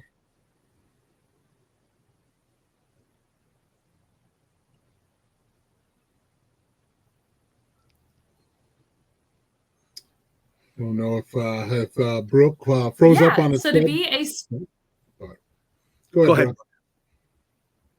So to be a student volunteer, you have to be an actively enrolled student at Northwood University. And the best part of it is that any major student is able to be a part of the show. You could be a finance major, you could be a marketing major, you could be an automotive marketing and management major, an automotive aftermarket management major, you name it. Truly, any student who's enrolled at Northwood is able to be a part of this show. Elgie, do you want to speak to some of that as well? Yeah, no, I definitely agree with and have seen in the past what Brooke says. We may expand it a little bit depending on the e-board. Sometimes we've had junior e-boards that'll come at the high school age, and many of them will make a decision for Northwood because of this experiential activity. And then some years, we have enough of the campus that we don't need to go outside of our current students. And so certainly the student body is key to all of this. And one thing that we know, Ted, is that when you get into your communities, that volunteers help make the community vibrant. So whether it's a Cars and Coffee at your local independent auto shop, or dealers bringing in something, the car enthusiasts, the volunteers, they make it, and it's no different for us. The student volunteers, they really make and execute on the plan and make it a really, really vibrant show. Elgie, we're going to be there for the Fixed Ops Roundtable. We're going to come up and we're going to, so you graciously host us. Thank you for allowing us to do that. We'll do a pop-up event as we did last year during the auto show. Yes. You mentioned volunteers, Elgie. If somebody wants to get involved and help, or maybe even sponsor a part of the show, is there still time, and how do they do that? Sure. If you get a hold of Brooke would be a great conduit into our finance and sponsorship teammates. Brooke would be the first one that I would send to. But if you send it to me at brighty@northwood.edu, I'd make sure I got it over to Brooke or one of the great members of the e-board, and we'd reach right out to you. Not only do we invite the industry, obviously we'd love the sponsorship, we'd love the help, but it's a great showcase for people in the industry. To not only get your name out there, not only to represent, but when you attach yourself future of the automotive industry, and how many of us have been to conferences or seminars and talked about next gen? Well, here you have a real world experience with next gen, and to attach your name to something like that you are, encouraging, inspiring the next generation, the future leaders of this automotive industry. I think that's travel dollars well spent. Brooke, finally, if I can say, I asked you who was going to be there. I think from last year, I learned that the stars of the show are really the students of Northwood University. You really are. While we have a lot of industry leaders who are there for that Super Bowl weekend, it's really the students who are the highlight of the show. Tell us, if you would, what's one thing you've learned about the automotive industry in your time with Northwood? Yeah, I mean, for starters, being a part of Northwood University as a student has been a remarkable yet also inspiring, motivational moment of my life. I will always cherish my time at Northwood forever and ever. But to highlight the fact of what I have learned or remember about being a student at Northwood and from the automotive industry, it was actually, and this was my favorite thing I've ever done at Northwood, but it was going out to NADA. Going out to NADA, I was able to meet a lot of people from the industry, which was very motivational and inspiring. And I still talk to most of those people to this day. I love making connections and networking in general, of course. But just the thought of knowing that in the automotive industry, all people want to do is to talk with one another and just be able to get to know one another within the industry. I think that's just so inspiring. I mean, I know I keep on saying it over and over again, but it truthfully is. There's so many people that bring inspiration into my life within the automotive industry, and I very much appreciate it. Elgie, I've heard some similar comments before that part of the secret sauce, if you will, is that networking component that I know you encourage. And really, you are graduating young folks into the automotive industry. There's no compare to what you're doing there and the caliber and the talent. But Elgie, those networking connections they're making are invaluable. That's correct, Ted. I mean, relationships, your net worth is your network, and making those relationships and seeing the generosity, the inspiration, the achievements of the industry, and interacting with the students. I mean, there's many students that see themselves in the practitioners of the automotive industry. I see myself as a manager. I see myself as a marketer. I see myself in this distinct career path. And as the great, awesome, energetic, enthusiastic practitioners of the auto industry share their stories, I mean, the students are the ones that are consumers of that, and they're trying to decide what's next. And here is somebody that's telling them, hey, here are some things that I've tried, and things that have worked, things that haven't worked, great companies to work for. I'm ambassadors for their own company. Just to give a shameless plug here, the generosity of Reynolds and Reynolds sponsoring Brooke out there. And we were just having a conversation in my office today, and I said, Brooke, where would you like to work? And she mentioned Reynolds and Reynolds. So I'm not putting any pressure on her, but she obviously saw something, and to see Shawn Leibold and his team, and I know Shawn is a fellow member of the Fixed Ops Roundtable board, but to see Shawn and his team invest in the next generation and then watch students as they make decisions about their career path, to me, again, is it's pretty rewarding. So that's you're absolutely correct, Ted, that these executives are very, very generous in their time, talent, and treasure. And LG, I would be remiss not to also point out that students like Brooke are in big demand by other companies such as CDK, Cox Automotive, just to name a few that are involved with Northwood and the auto show, and will be there that weekend. So I've had a chance to see it firsthand, and it's very impressive to see the caliber of talent that is coming out of Northwood, and to see in what great demand they are, during their residency there and then beyond. So LG, congratulations to you, and Brooke, congratulations to you on all the success that you're having with Northwood, and we're looking forward. I can't believe it, the 61st LG annual. That's right.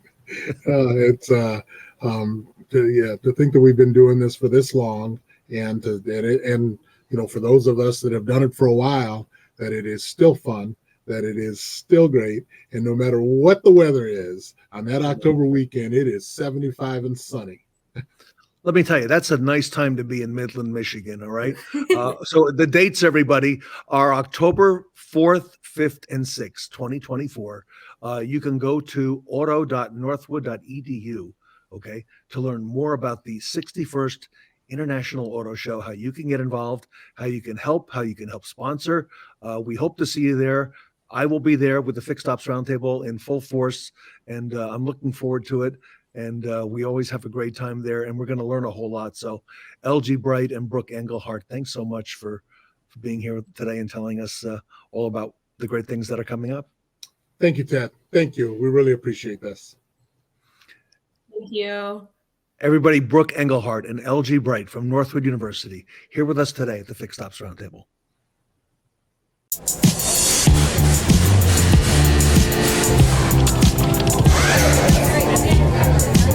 Hey Vince, sorry to keep you waiting. Not a problem, Tim. Can you believe how busy our shop is today? I know. It's amazing how much business.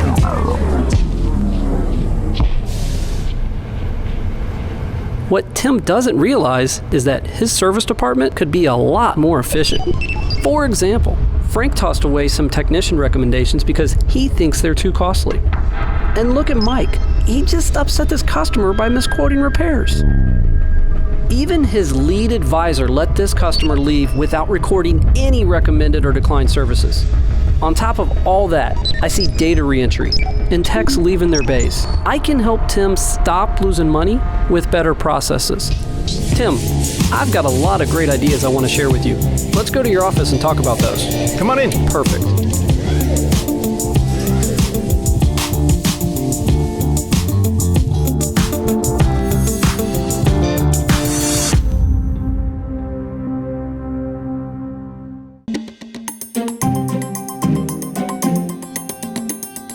When I first started here as a service advisor, our process for upsells was pretty much old school. The work order was written up, the technician would do the report. Our multi-point inspection was still carbon copies. When the technician had recommendations, they wrote it on the back of the hard copy. The parts departments would do a parts request for the technician. The technician then would walk over to the advisor and let the advisor know if parts are available. Everything was handwritten, not much of a process.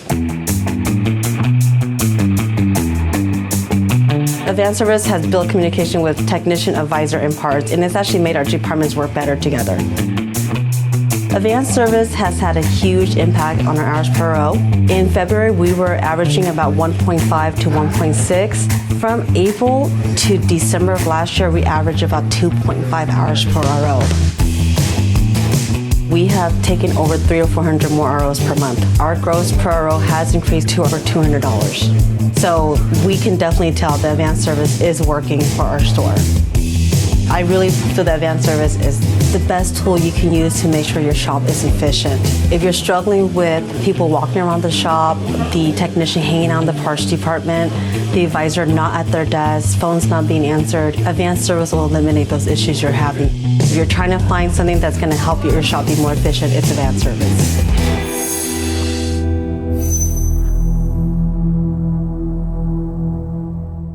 At the Fixed Ops Roundtable, we're always innovating. Our revolutionary pop-up events have sparked a new wave of growth and innovation by cultivating community and culture. Become part of the brand that is shaping retail fixed operations at fixedopsroundtablecertified.com.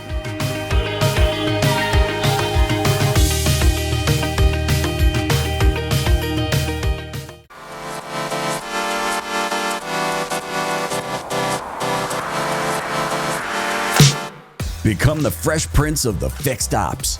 We're flipping this event upside down. Welcome back to the Fixed Ops Roundtable 90's Rewind event. Get a first look at the power of integrations with Brooke AI and Xtime.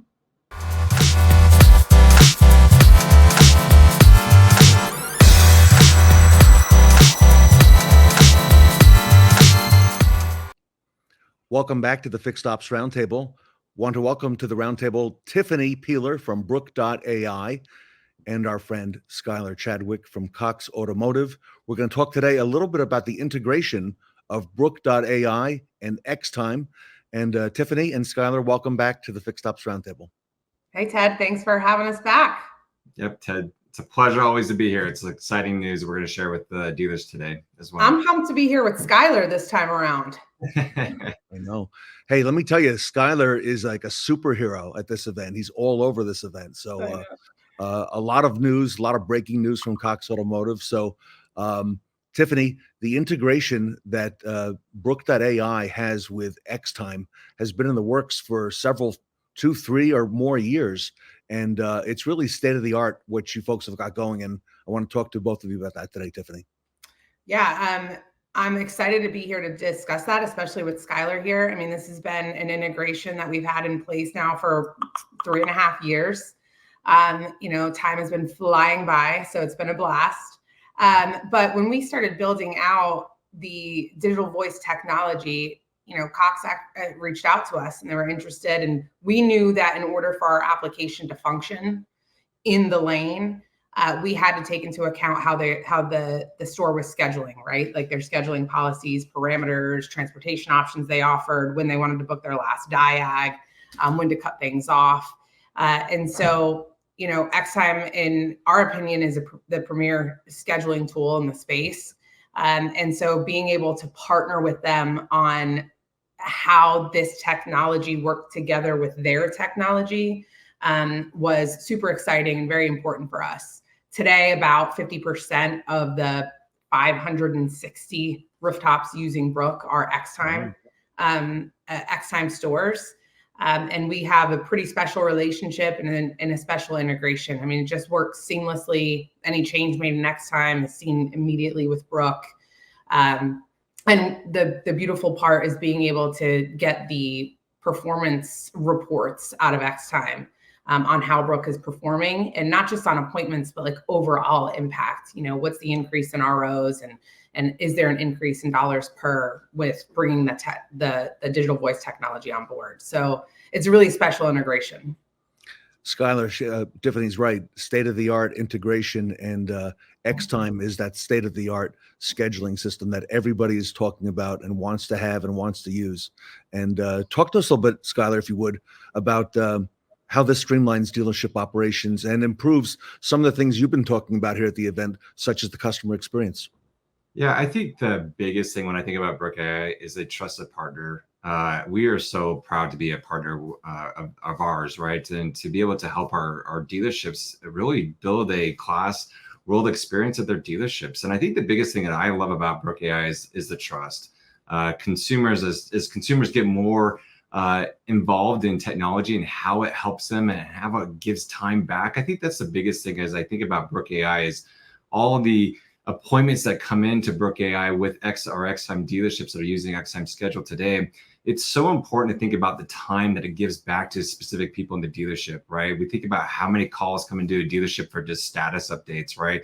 And most importantly, just appointments like oil changes, things like that we can really just, Brooke AI really comes in, just really helps take that load off of the dealership so they can really focus on that customer's experience, right? Making sure that the customer is taken care of.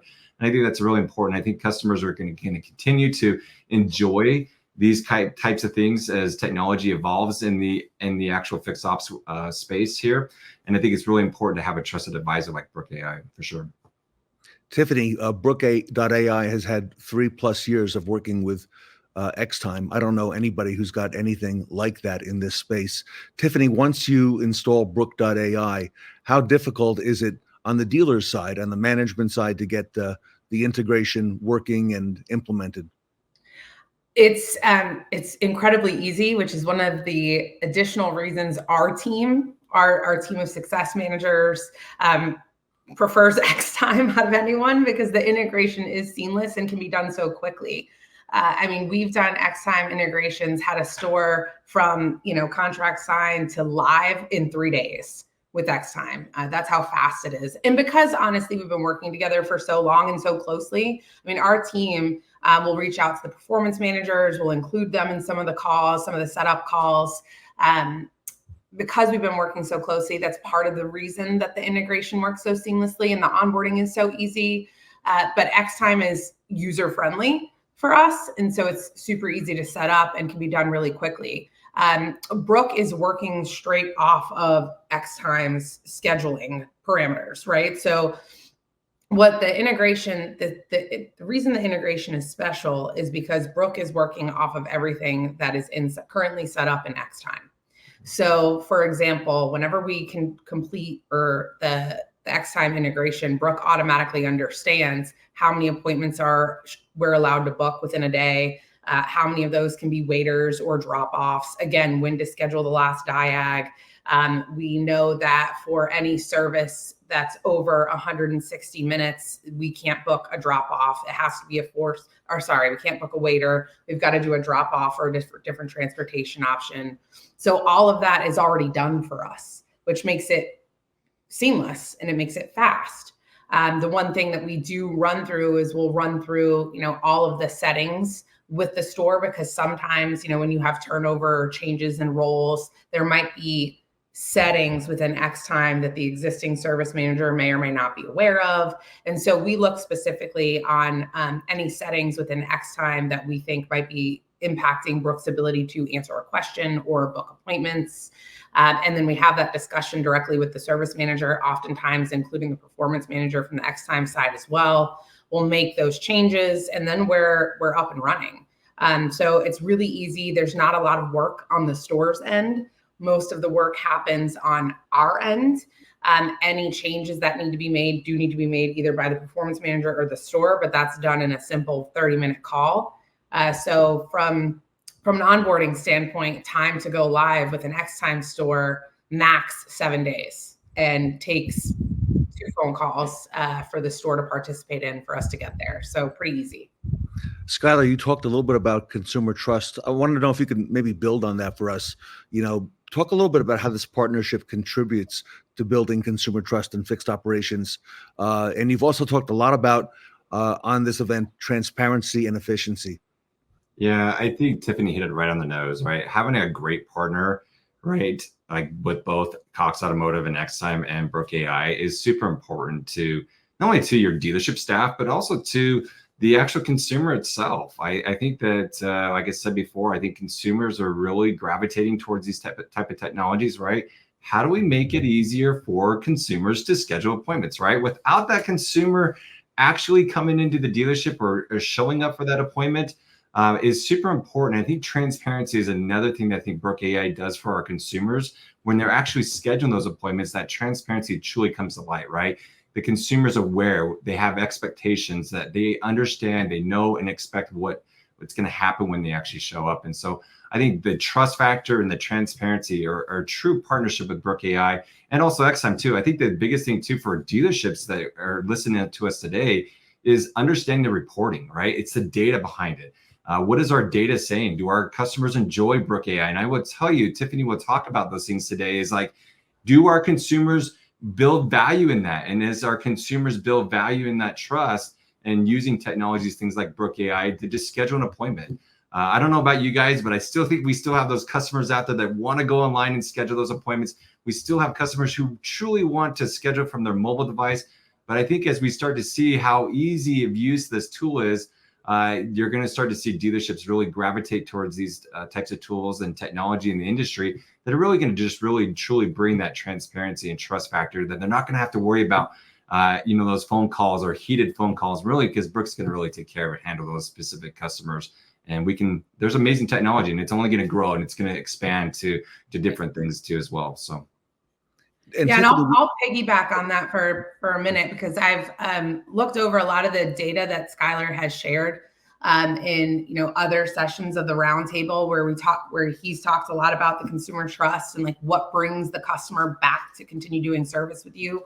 One of them is simply allowing the consumer to book appointments. Obviously, Brooke helps with that factor. The other one was following up after the vehicle was dropped off, so status calls. And to Skyler's earlier point, the kind of the benefit of this technology is really giving time back to people so that they can focus on those types of activities that are even more valuable to the customer. So by freeing up the advisors, if it's not a BDC situation, freeing up those advisors is giving them the time back to make those super important outbound status update calls, or freeing them up to call the customer and review the repair order, take payment over the phone to make it easy when they come back and pick up the vehicle. All of that is really going to improve their experience, while still allowing the customer to call the store and book an appointment. Someone's always going to be available to do that. So giving that time back so that the advisors are really able to focus on the customer experience during that visit, following up with them, that's really going to, I think, help improve the trust factor, according to the data that Skyler shared in previous session. Yeah. And can I also ask Tiffany, would you speak to this? Because there are other companies in this space, but they all don't have the deep, rich automotive retail experience that Cox Automotive, Xtime has, and that Brooke AI has, because you're powered by a company that's in the BDC space, proactive dealer solutions, and you understand a lot of the nuances going in where other companies on the technology side may not understand that. Would you mind speaking to that just for a little bit? Yeah, I think it's given us a bit of a leg up, honestly, because we do understand exactly, coming from a BDC training and consulting space. I mean, we kind of, wrote the training manual on how to build a successful service BDC, how to handle inbound calls, how to book those appointments, communication between the BDC department and the service lane.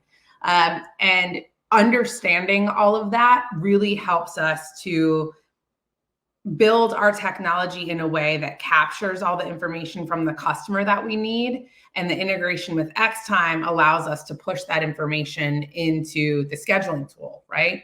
And any integration, really. But understanding, again, all the nuances.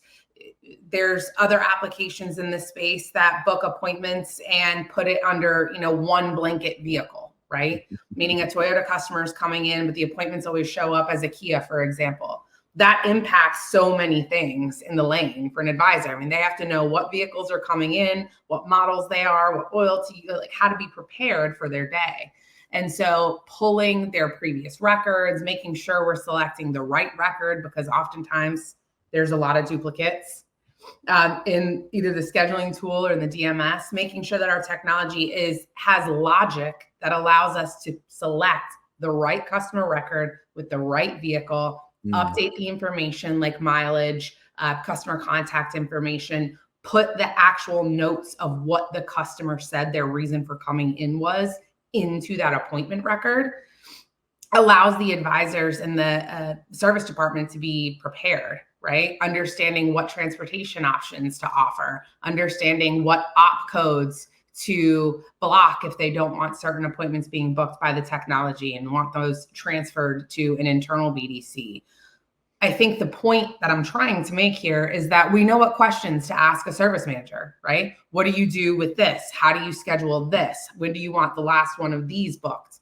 We know what questions to ask so that we can set our application in a way that it's not disruptive and in fact becomes a part of their team. And I think that that's what's allowed us to grow as fast as we have and retain as many of the stores that we've been able to retain, where I think that that's been difficult for some of the other solutions. Skyler, that sounds like some pretty important points for dealers. Very much so. I think the biggest thing for me is if I was a fixed ops director or a service manager over a group or a store or individually, it's like, hey, if I make the changes in my system today and next time, I'm not going to have to worry to make the changes in Brooke, because we're integrated, right? We pass that information along and stuff. And so I think it just put you at ease a little bit as managers of these great dealerships that you operate in, is that it's one less thing you got to stress about, right? And allow you to really truly focus on your processes and your daily task at hand to be able to make sure that your customers are happy. And I think the biggest thing is we've got to focus this year on building that trust. How do we get the customers to come back to us? I can't say that enough. Like if dealerships, if we bring that customer in for that first service appointment or even the second or third, and we miss the mark on either one of those, and we miss that opportunity to get that customer back into the dealership, we're really doing ourselves a dissatisfaction, right? The competition is going to be difficult as we start to see some of these numbers and analytics that we see here at Cox Automotive. We got to protect our bottom line here as dealerships. So.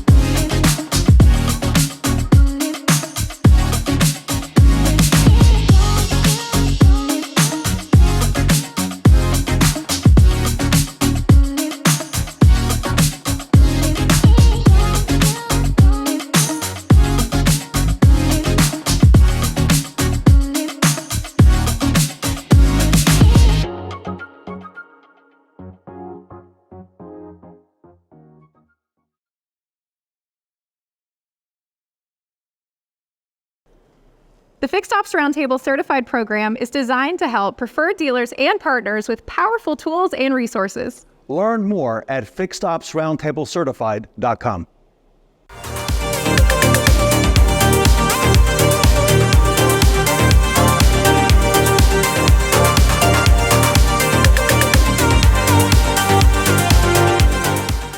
Finding a good mentor is easier said than done. Our next panel is here to shed a light on what makes it work.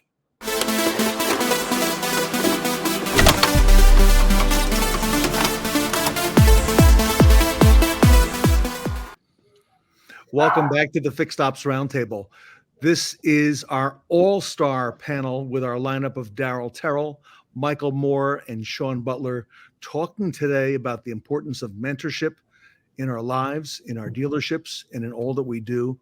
Gentlemen, welcome back to the Fixed Ops Roundtable. Thank you, Ted. Make sure you're. Thanks for having me, Ted. Great to see everybody. Good to see everybody. Great to see everybody here. Darryl, talk to us a little bit about getting started today on mentorship and your thoughts on putting such a plan in place. You know, Ted, mentorships it's the starting point in everybody's career. It's something I hold dear to my heart. You know, coming into this industry, you don't know what to expect. So many different places, so many different avenues. So, like, without a strong mentor to actually put you on track, you kind of like lost in the dust in this big shop, a big dealership. So, you know, coming up early in my career, you know, I'm grateful for some of the mentors I had in my life, you know, no matter if it was a technician wise, even advisors, management, ownership. I think that mentors they create and they bring great value to all of us in this industry. And you never can have too many mentors. So always look for mentors, somebody to help you out and just teach you something, and be open-minded to different ways of doing things. Be open-minded to, you know, changes and change, and just be open-minded to learning. You know, life is all about learning and finding new ways. Darryl, thinking back, if I could follow up, when did you first realize the importance of having somebody to mentor you? How important that would be in your life when you saw some benefit out of that? Well, man, I have actually, I mean, the first time ever. All right, so the story it actually excites me thinking about it. So I actually I was selected in high school to be a mechanics helper in school. So they sent me to a dealership and they assigned me to a technician. And I never forget this, right? I never forget this. I got my paycheck and it was like $400, and I was like, man, they got me on taxes. I was like, this is crazy. You know, after taxes, I'm walking around with $300. And the mechanic looked at me, which was my mentor. He said, Darryl, he said, man, that's nothing. So he pulled out one of his checks out of his box and he showed me. And in that very moment, I knew two things. I knew that one, for sure, I wanted to be a technician. And two, the more money you make, the more money they're going to tax you. And I was like, but I was okay with it. And I mean, so pretty much I was like, you know what, look, if he could do this, I could do it. And I shadowed this guy. I watched him. I seen, like, I was astounded by, you know, his paycheck and what he did in the building. Like, I was standing right next to this guy, and he wowed me. And I knew right then and there that I was going to take this career seriously, and I was going to watch him, and everything he did, I was going to mimic and just try to be the best version of him.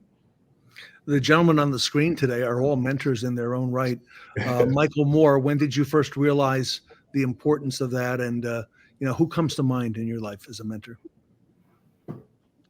A couple guys, really. When I was a tech, when I started at an Infinity deal. I was there for like 16 years. And when I was blessed to go into a dealership to where one of the technicians was Infinity Tech of the Year. He was helping writing the ASE test. And he just happened to be a cool guy. So when I got the opportunity to come from being a lot attendant to being a technician, he wasn't immediately my mentor, but as things went along, he took me under his wing, and it really helped me to go from just a oil change, tire rotation, alignments and stuff like that, to getting into like high level diag, crank no starts, taking apart engines. He had me rebuilding all types of transmissions, all types of models, just teach me a lot of things, and not just how to do it, but how to be efficient at it, how to go through and actually make money with doing diag and big jobs, and just teaching me how to be a professional. I think that was a big deal when Pete, you know, being under Pete, you know, and he's actually a Nissan DTS now. And we're pretty much almost best friends for the most part, but being under him for those years was super impactful, because he didn't allow me to take no shortcuts, and I had to learn it. You know, he would never tell me I had to learn it. And then from there, I'd say it was the gentleman's name was Keith Underwood when I went to write service, and he really took me under his wing coming out of the shop. I was a little rough as a technician, speaking to customers and, you know, trying to learn that. And Keith really took me under his wing and just kind of helped me transition from being in the shop to being customer facing. But even from there, he immediately, after like a few weeks of me working, just said, hey, you know, I think you have potential to be management. I know you came in from being a shop foreman. You said you wanted to be a service manager at one point. Wasn't 100% sure you could do it, but now I'm seeing working with you, you can. And from that point on, I mean, he basically taught me how to deal with high pressure situations. He taught me some of the numbers side of things, but the main thing he taught me was the people portion, which was the biggest thing. He taught me how to deal with my employees, how to assemble a good team, what characteristics to look for when hiring, just all of those things that a lot of new managers, when they come in, they struggle with, because the numbers part is easy, but the people part is the hard thing. Dealing with heated cases, upset customers, and just going through each situation and mentoring me as even though I was the advisor, a lot of times I wasn't allowed to just send a customer to him. Right? He'd always say, "Hey, this is what you have to do. This is how you should approach it from a thought process," and then he let me make the decision and run with it. It was really impactful because once I received the opportunity to become a service manager, there wasn't very many situations I hadn't had to make the decisions on, other than firing people. I couldn't do that, but a lot of times he put me in position to make those decisions. So it was, without that mentorship, I probably would have flamed out a lot quicker, and really fast, like most do. But even once I got, received that first position, he still mentored me.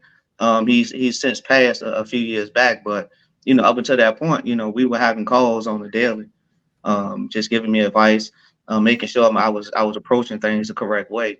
So that mentorship is huge, as far as on my career, and so I take that and I've extended that to over the years to everybody that has worked for me or under me, while I'm being a manager, just trying to make sure that I put them in position. I put them in those positions to be able to make decisions, to empower them to see, because I've had several wannabe service managers and service directors and move up. So, I have a couple that has, since become managers, and one of them I talk to him at least 3 or 4 times a week. My buddy Joe, and I just tell him, man, he's a better manager than me in so many aspects and ways.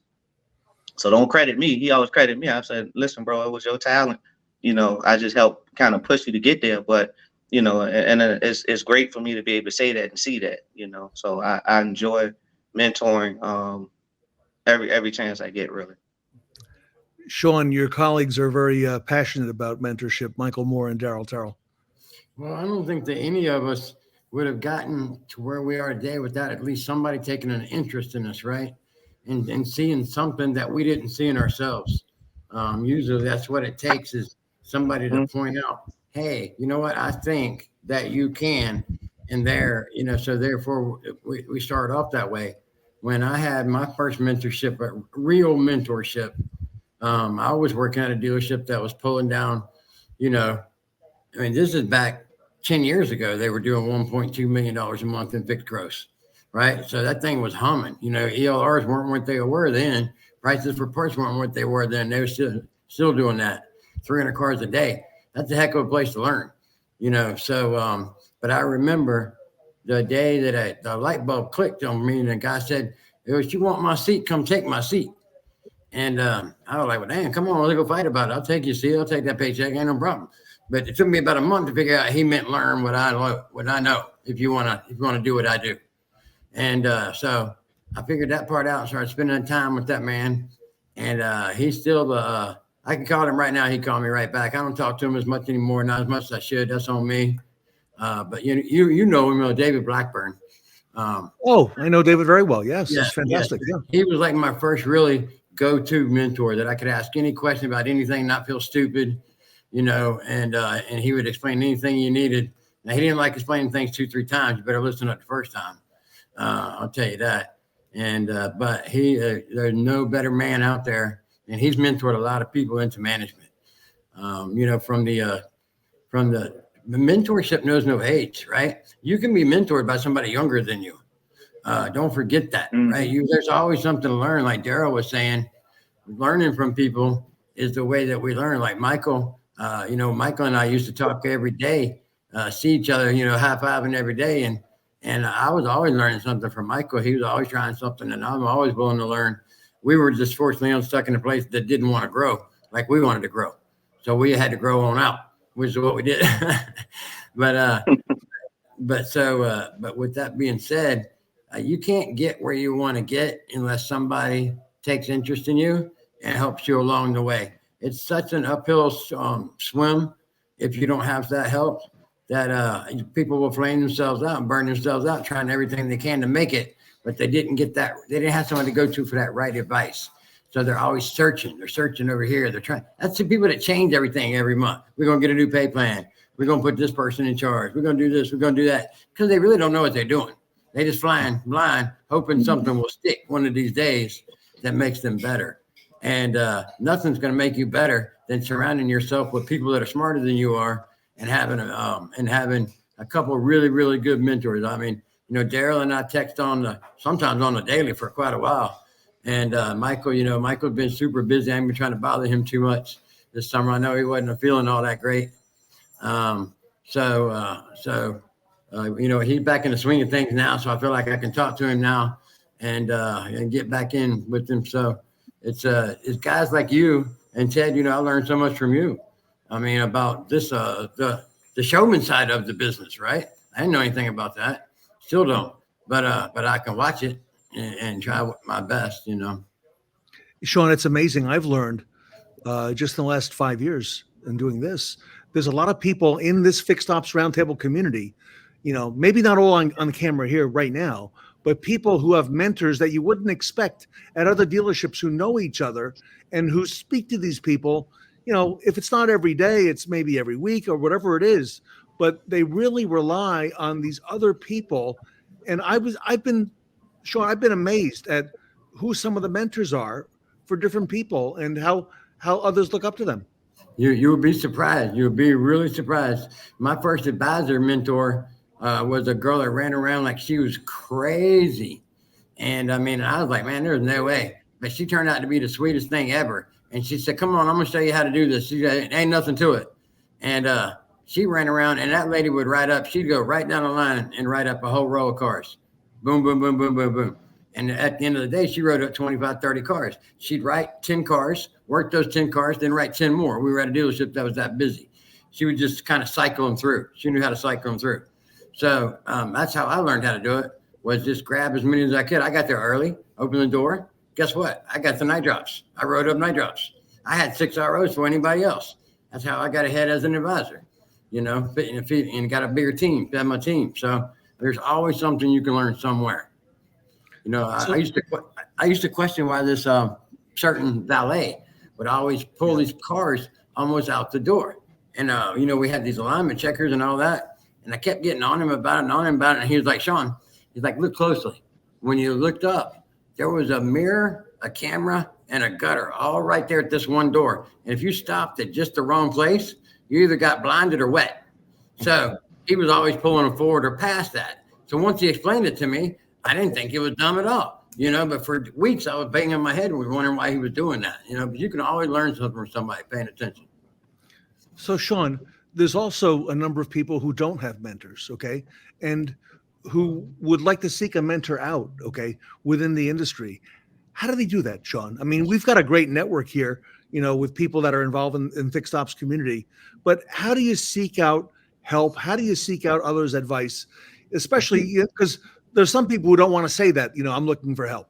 Yeah, well, if you personally don't have somebody that you feel comfortable enough to say, hey, man, I'm struggling a little bit, I need some help with this, then what you need to do is reach out to somebody in a bigger community and put it out there and go, hey, Darryl, man, I know maybe it ain't you, but I'm looking, because, we know people on different sides of the country, right? You think about it, Michael and Darryl and I are all on the same East Coast, but we're geographically, and we're in 3 completely different parts of the country as far as how the people are, how the dealers, how the business works and everything else.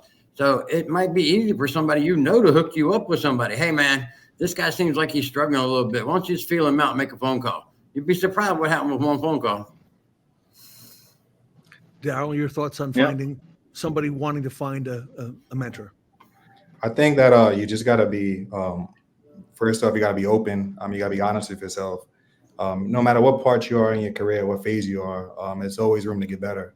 And I think that you got to constantly look at leaders in the industry and reach out to those leaders in the industry and just ask them or just shadow them. Or even if you don't ask them, watch how they carry themselves, watch how they do business, watch the way they work, and just model that, and then eventually reach out to them and ask for help. first off, though, you definitely got to be honest with yourself. You got to be open, and you just got to ask the question. Don't be afraid. Just go out there and ask. Most people, leaders in this industry, will be more than happy, grateful to help you out and teach you everything they know. Guys like us on this panel, I'm always trying to help somebody. People that that's in our circle, we're always trying to help each other, and we inspire, and that's what we aspire to do. And Darryl, I am always surprised. I'm thinking back, there's somebody who's very big on the roundtable these days, but 2 years ago was not at all, and reached out to me, and at the same time reached out to Ed Roberts, okay, and said, is there anything you can do to help me grow in my career? And that's somebody who, I won't mention them by name, who's very prominent now in a lot of roundtable recordings. And Darryl, you'd be amazed how I think that becoming part of that bigger that bigger community really helped that person. I agree, and it's all about just learning. I mean, even when you reach out to one person, it's all about learning different ways of doing it. The more mentors you have, just like you said, Ted, the bigger the circle. The more information you have, the better you get, and the more people you can help. And that's what it's all about at the end of the day, is helping people and learning. Michael, how do we do it? How do we get started? My advice, the first thing, kind of piggybacking on what Darryl said, you have to admit the baby's ugly at some point.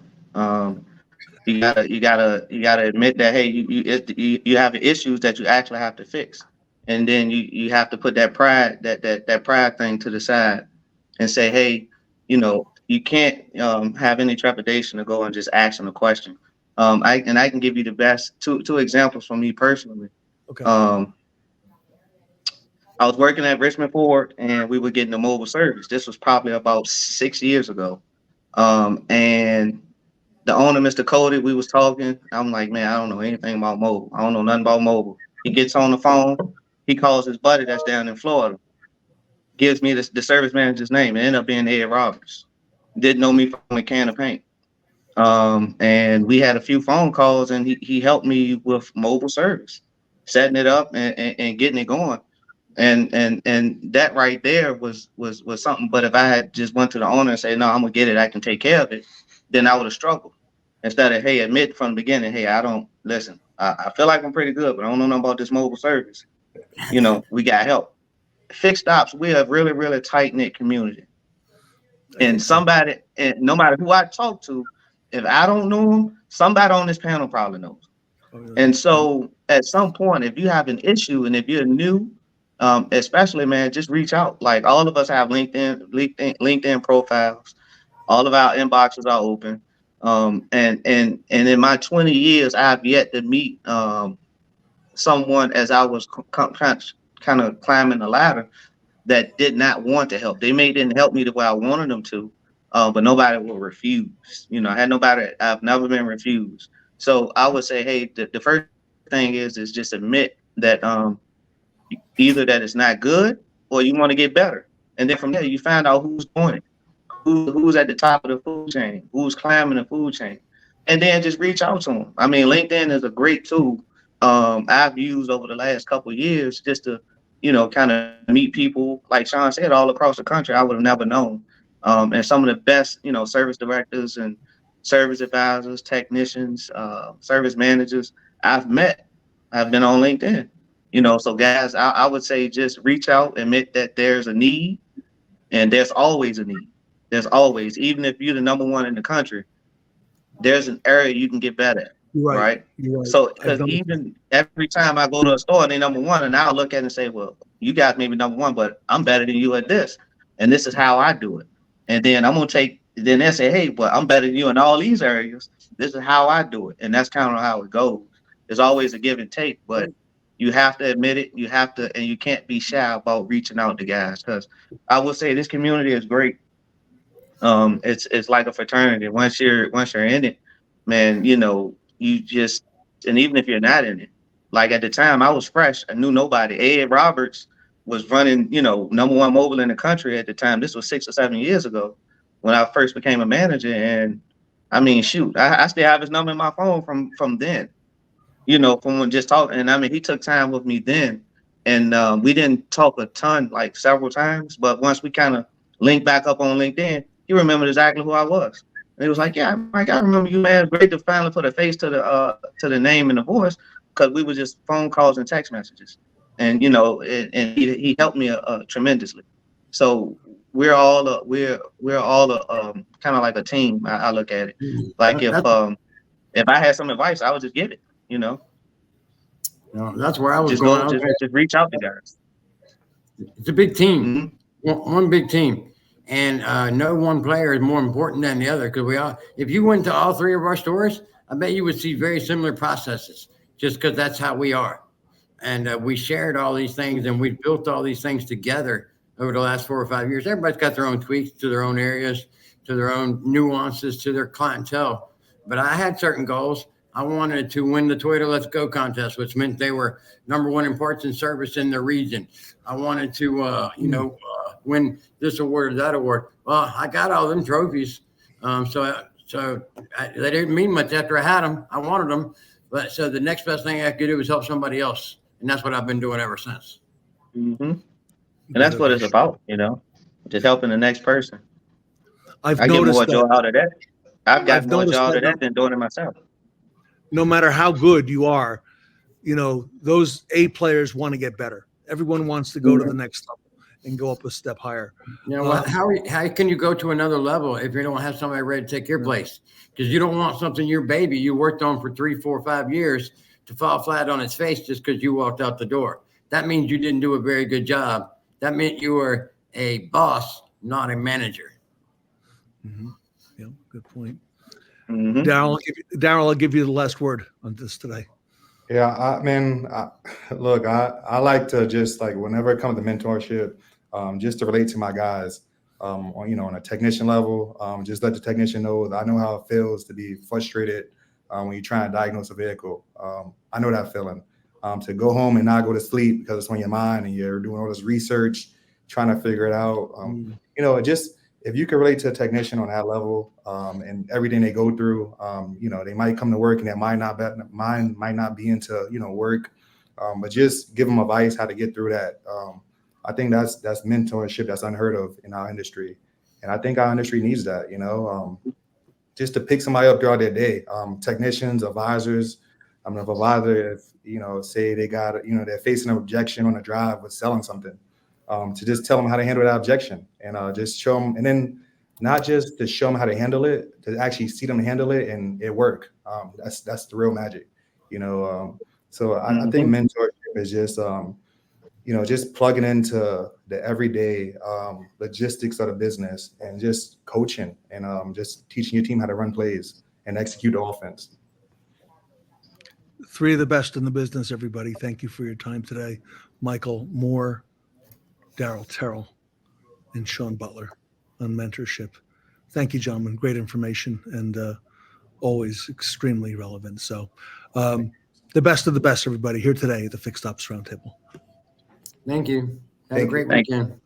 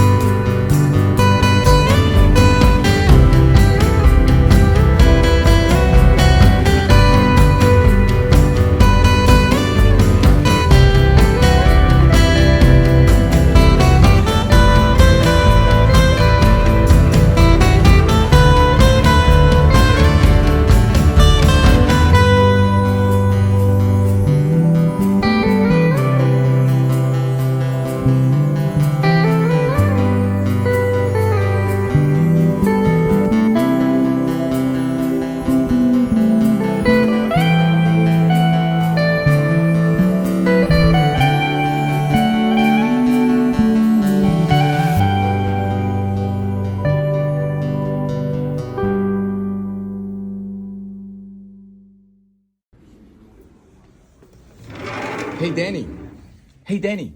Danny, I need some help. Yeah, sure. Danny, I need you to please pull this repair order right now. I have the customer here. This is an RO from 6 months ago. The notes are not in the DMS, so we need to pull the physical copy. Oh, sure. I will go to the file room right now. I'll be back in 20 minutes. Thank you. I'll appreciate it. Okay.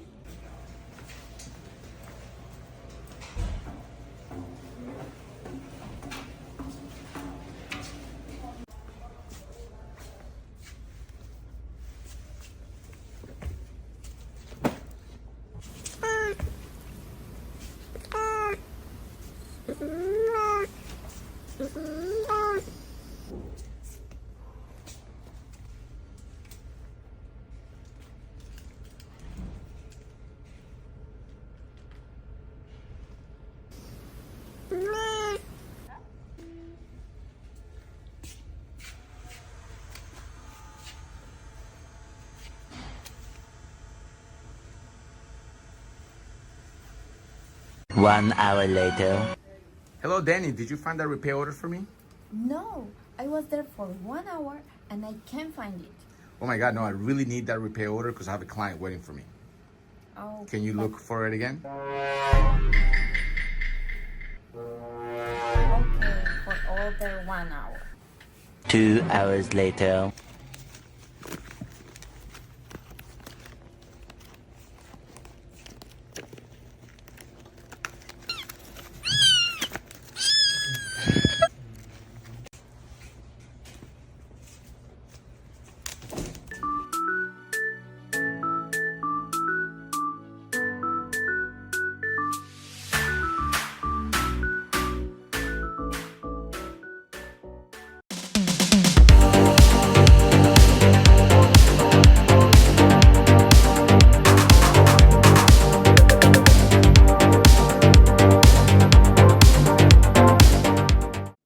Become a master at the appraisal with the master himself, Brian Kramer.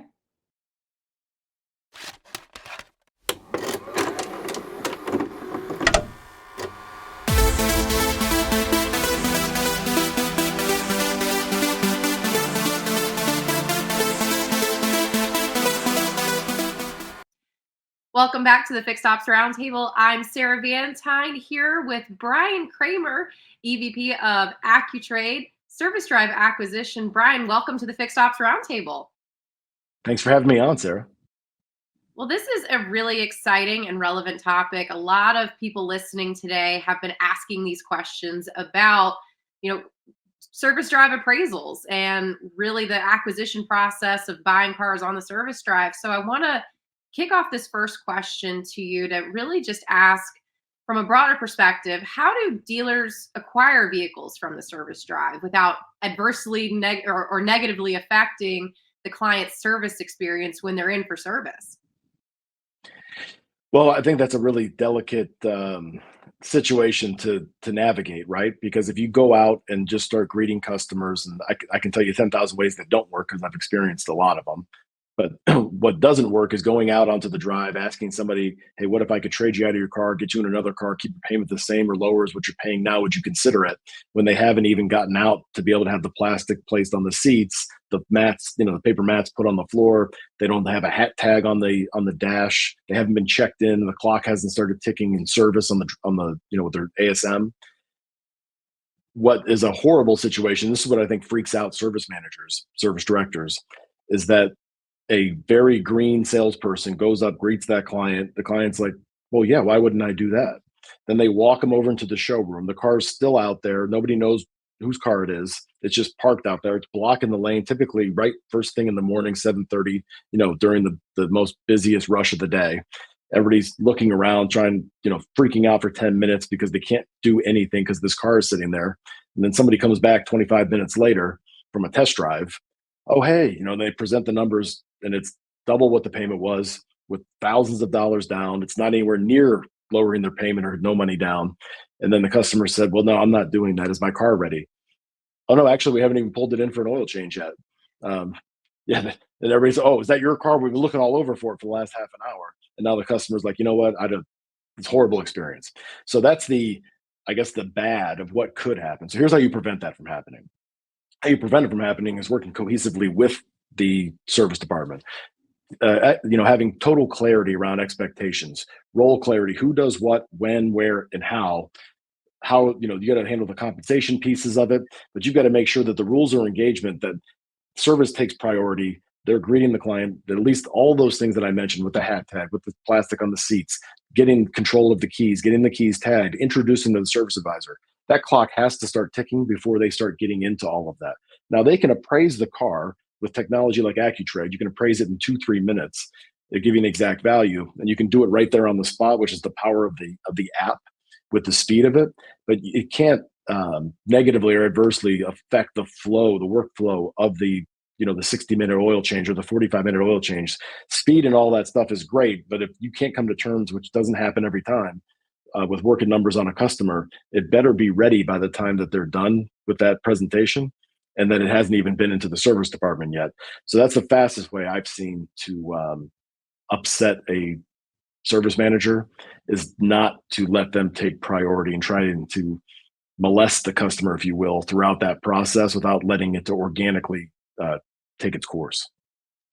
I'm so glad that you mentioned that. And just a follow-up question, if I may, on that piece. So, you touched on that experience of delaying the customer or having to chase the car down, and it delays that whole process. What about the customer that drops the vehicle off, or the vehicle, the customer's not present on site? How do you provide that information? Are there ways that you utilize the technology to provide that kind of information for the customer? Yes, you've been asking a lot of good questions today. Yeah, so that's typically what we see in luxury stores, especially. There's a lot of drop-offs, but predominantly there's some stores that are 80% that, right? That scenario, that have a large loaner car fleet. So that becomes more of a BDC heavy role in that model. So it still requires somebody. You still have to have a champion, somebody actually taking the photos, at least going through to appraise, some technology. Obviously, I'm biased to Accu-Trade that can do that, give a guaranteed value, so that the BDC can be confident that when they do call and they're calling for an update, hey, by the way, if you'd like, we also took a look at your vehicle. I don't know if you consider selling it to us or not. I think one very important thing to note in both scenarios is not selling. Customers, everybody wants to buy, but nobody wants to be sold.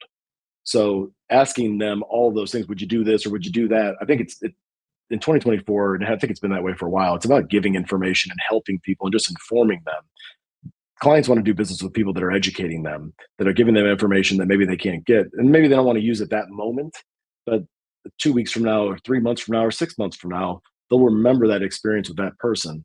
But I think that it's very important that you at least offer it to every single client, because if you don't, CarMax, Carvana, everybody else that has a URL, or most dealerships that are using Carfax are already sending a monthly value to their clients already, then they may not even know it.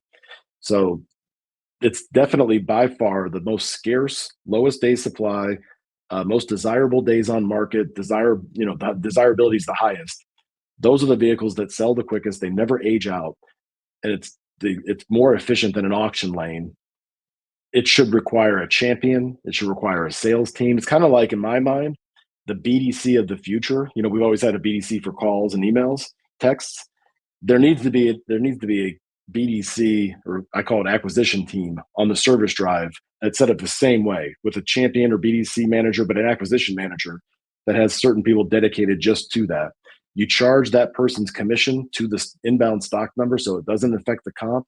You take the open repair order, and instead of, which is what most people do, letting it go back to the internal team and letting them sell a 4 or 5 line RO, you give it back to the writer that sold it. You just close it out internally, and they get credit for selling it. And then you don't have to pay out thousands of dollars in spiffs. It fixes a lot of problems.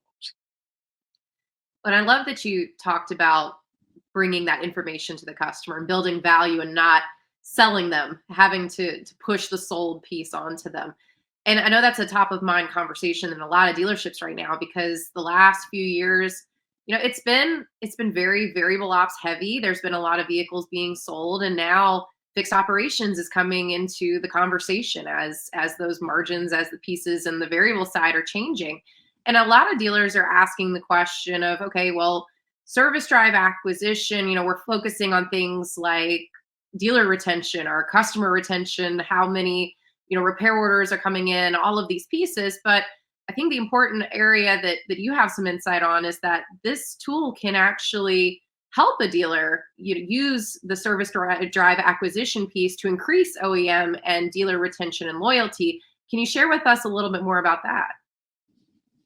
Yes, another good question. So when you're marketing people and you're offering them, half price wiper blades or something like that, you're going to create some urgency, but people are still going to keep putting it off and putting it off on their annual maintenance longer than they should. I know I do it. However, if you're offering them a value for their vehicle, that's an easier way to utilize marketing to still get them to come in, or at least get the appointment, if you will. It's easier to get the appointment for that than it is to get a service that hasn't happened in 12 months, let's say. So we're using that with a lot of our clients to do retargeting, to do custom audiences on Facebook. And as they click on that, as they come in, for the appraisal, obviously we're looking at it and completing that service to get the retention up. But one of the most important overlooked things that I see in most service departments is that a lot of those cars that get taken in on trade, the RO gets closed out as the next day, once it's already in the dealership's name, instead of holding it open, giving it back to that original advisor, fixes the pay, fixes the morale, but also closes it out in their name so that you still get your retention percentage up. And if you take it and you put it on your internal team, and it's easy to just overlook it, you got to have somebody who's pumping the brakes and say, hey, make sure you close it out in the customer's name, not as a used car. Because once you do that, that crushes your retention.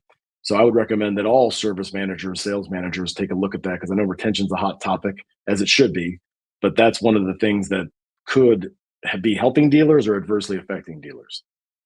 I love that you mentioned that tip too, because it's such an important part of the technician piece too. That's a big concern in the dealership for a service director or service manager is, the technician needs to get paid on that piece. And so that's really great and timely advice on how they can continue to leverage that customer retention.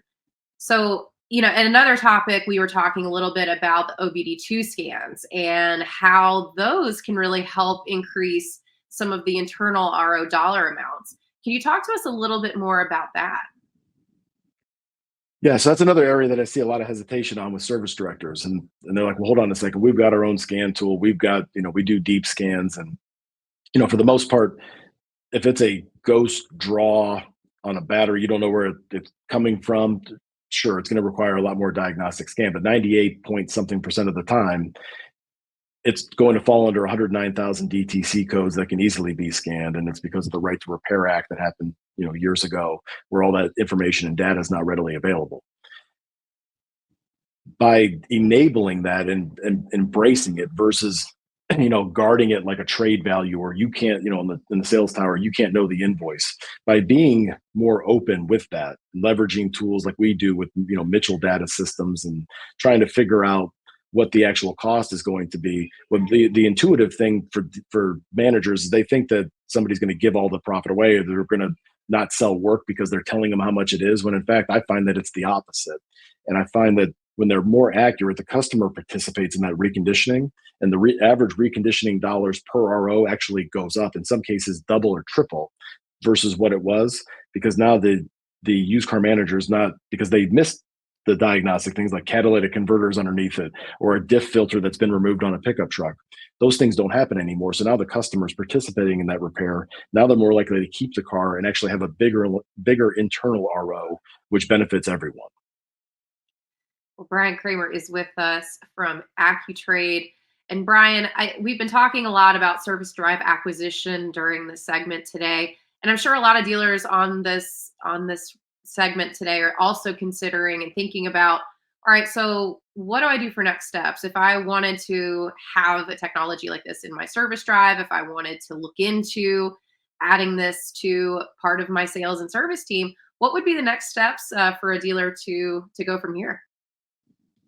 All they have to do is get on Accu-Trade.com, www.accu-trade.com. It's part of Cars Commerce, Cars.com, Dealer Rater, Dealer Inspire websites. But all they do is put their information in. A member of our team will reach out. We've got a playbook that's available for service drive acquisition that they'll share with them once they complete that. Kind of walks them through all the steps. It's not just a widget that you can put on your website. It does require some lift from the dealers. It's no different than, your world, setting up a BDC. It's not just you give some scripts and it just takes care of itself. It takes the right people, the right process, the right pay plans. But when those come together, it's magical. Well, Brian, it has been a pleasure to get to talk to you today a little bit more about service drive acquisition and Accu-Trade. And so thank you from the Fixed Ops Roundtable and on behalf of Ted Ings, thank you for being part of this segment today. And as always, stay tuned, everyone. We have some exciting more segments coming up in the next segment on the Fixed Ops Roundtable. Thank you again, Brian Kramer, for being part of this afternoon. I'm Sara Vantine. Stay tuned. Thanks, Sara.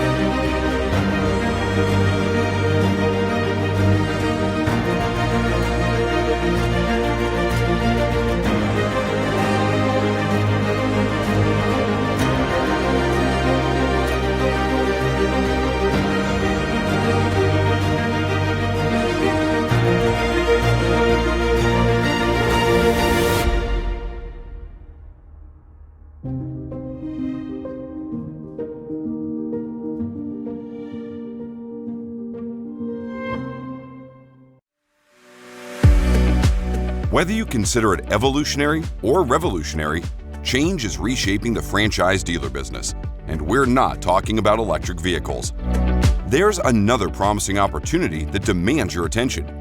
It's the fast-growing and increasingly lucrative customer pay parts, tire, and service market. Consider what's happening around you. Average vehicle age is at an all-time high and rising faster than ever.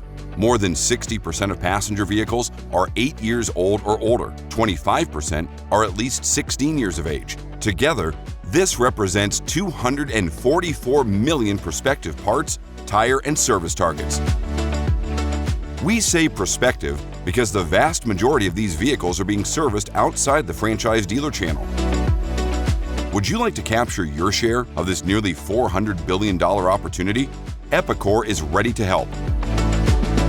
Our solutions are enabling thousands of automotive businesses to address every customer pay parts, tire, and service opportunity for virtually any vehicle, regardless of make, model, or year.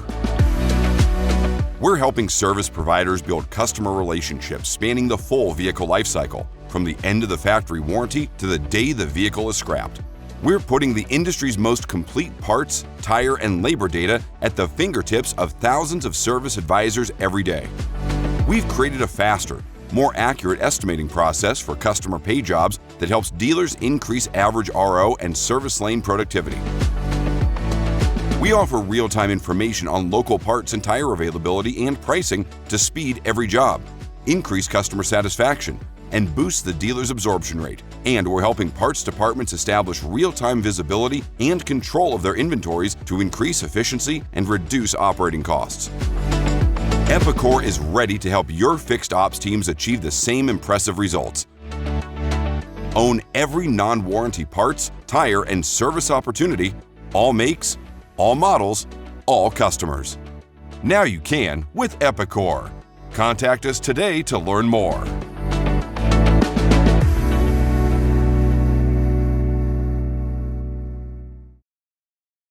The Fixed Ops Roundtable Certified Program is designed to help preferred dealers and partners with powerful tools, resources, and marketing to achieve even greater success and help grow revenue.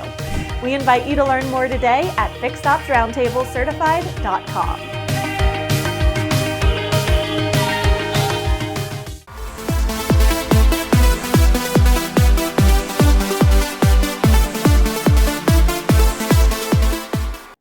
keep things fresh as we learn what some of the best dealer groups are doing to become innovative with technician pay structure.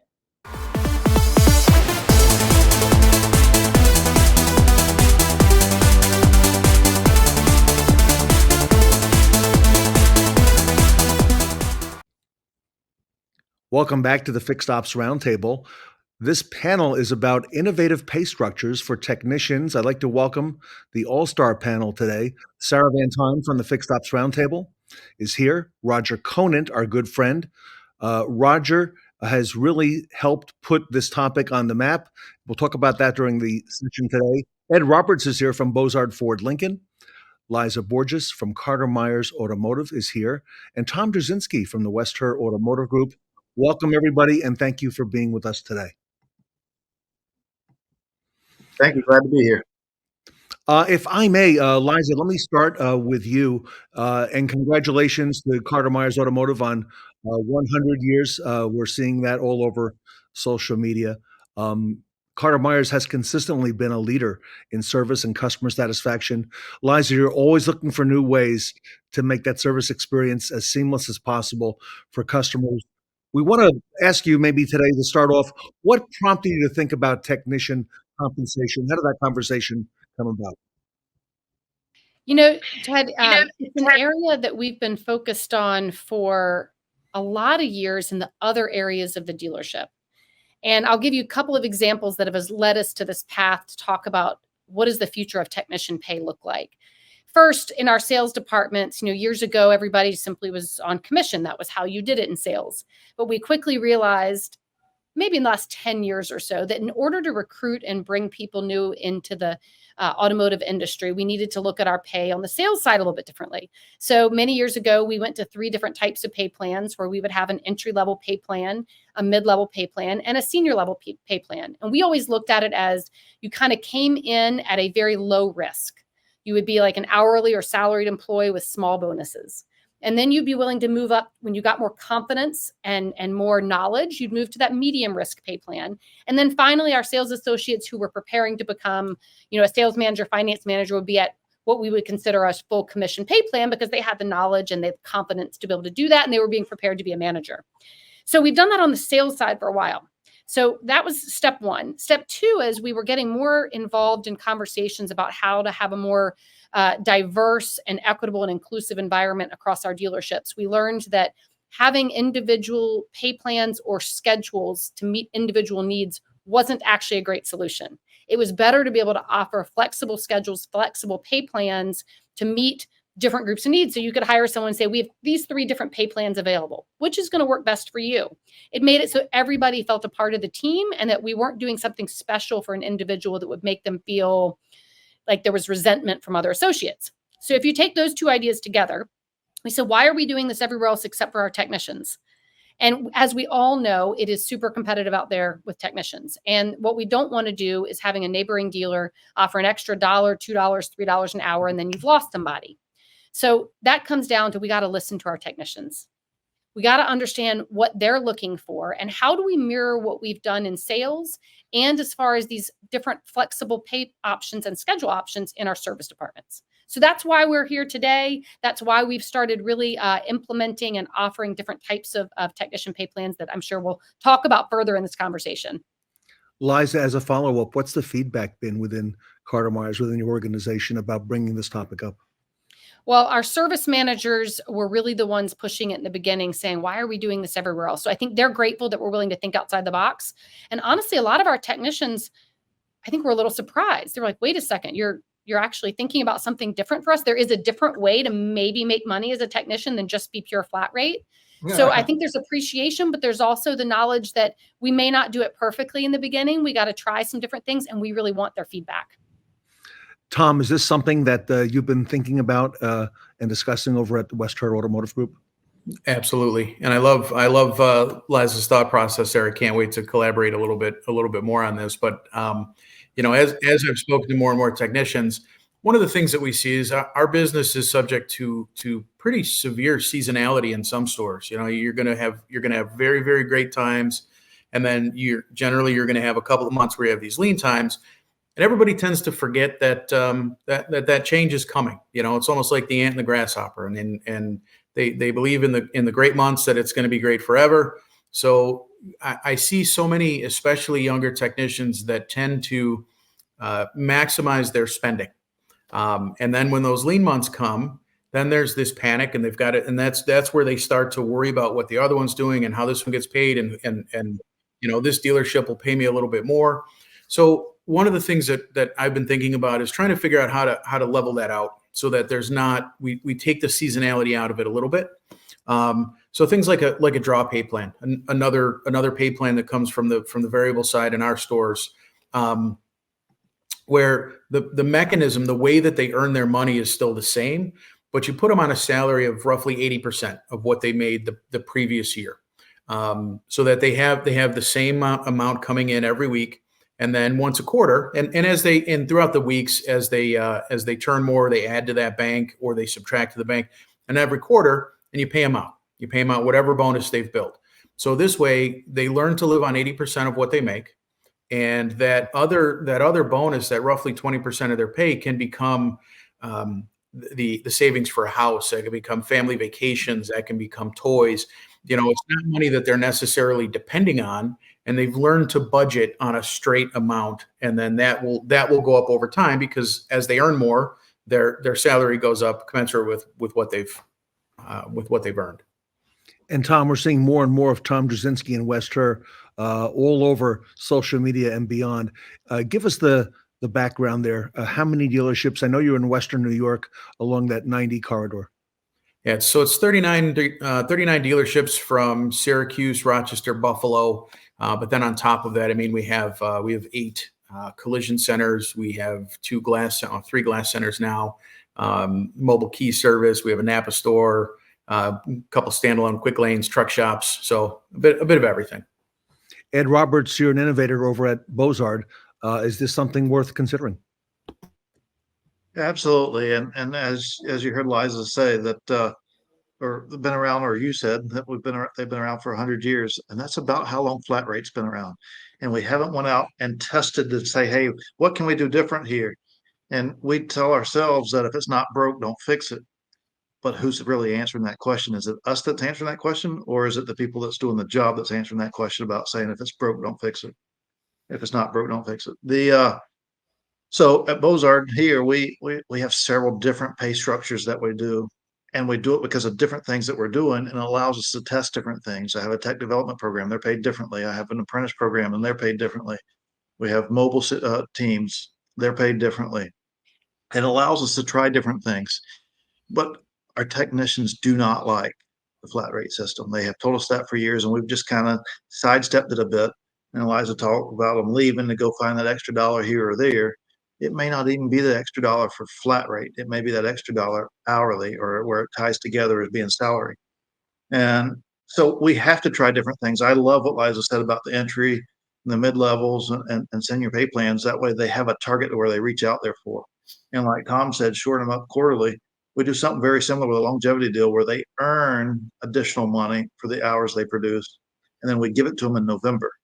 It's a year-long deal, so it becomes kind of a Christmas bonus to them, and allows them to be able to overcome obstacles of the holidays and be able to travel and do the different things they do there. And the longer they've been with us, the more we'll save throughout the year for them per hour. So there's all kinds of different ways, but we have to think outside the box.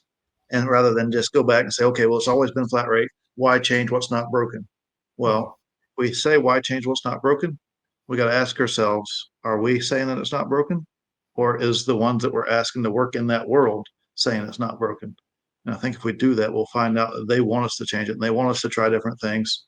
And if we do try different things, they're okay with us making a few mistakes, because they know we're trying things, as long as we circle back to it and do something about it. If we try something that don't work, try something else. Liza, and a big part of the conversation, I know at Ed's dealership has been career path and paving the way for younger technicians coming forward. Liza, is it time as an industry that we start looking at this type of thing industry-wide? Oh, it definitely is. When one of the measurements of it being broken is when we look at the attrition that we have with technicians leaving this industry. We know that we have more retiring and leaving than we have coming in. I will say, though, with a lot of the work that I know that both of these other dealer groups that are on this panel are doing, I think the work that so many of us are putting in on apprentice programs with our local technical schools, we've got a generation coming that I feel so much better about today than I did even 3 years ago. So we have a full-time recruiter that all she does is focus on future technicians. And Beth is out there in local technical schools, community colleges every single day. And I think one of the other neat things, and this doesn't have to do with pay plans, but I think you all probably have heard of this or aware of it. We've got Vehicles for Change coming to our service manager meeting next week for all of our technicians to try their virtual training. And you put on the virtual reality goggles and you learn how to change oil and change brakes. And so how do we sponsor that in some of the local technical schools to help offset, because they're having trouble getting instructors for a lot of these programs. And so I think there's some pretty neat things coming on grooming new technicians, but we still have to make sure that we're properly paying, showing appreciation for, and listening to the technicians who've been with us for years. Roger Conant, I know you're chomping at the bit to get in the conversation. Roger, your thoughts? Well, what struck me when I first started looking at all these things about technicians, and I like as everybody knows, I like the 5,000, maybe the 5 mile view of things. And I kept looking and just all I heard about was, the problem. And I read a lot. I have a lot more time than these guys do who are on our panel. And so I read a lot, and I kept hearing about the problem, the flat rate. They didn't talk about flat rate, but that was the problem, I could tell. And so when I heard Liza's podcast and she said what she did about looking at changing the pay structure, I thought, wow, because, the way people in a dealership serve people is going to be based on what they're paid and how they're paid. And so often what I absolutely do when I'm looking at customer experience or articles about this, I look at, well, how are they paid? And a lot of times they're not paid for what we want insofar as retention and customer service and this type of thing. So it's so good to see these creative thinkers think about. I'd like to ask them about this 4-day work week. Now that was big news, a year ago or something. I started seeing my first articles on 4-day work week. What are y'all's thoughts about that? And let me start with Tom. Yeah, we do have 4-day work weeks in quite a few of the stores, and the schedules rotate. So every 3 or 4 weeks they have a 5-day weekend. So it's a fantastic thing where they have the ability essentially to earn the same amount or more money, but have an extra 52 days off a year. So it can be challenging sometimes to flip a store from a 5-day to a 4-day. But once you're there, those technicians almost never want to get off it. And I like that a lot better. I know some places that do a 3-day, but 3/12s, that's a long day. And then you run into a lot of problems with production and getting work done when they roll from, one shift to the next.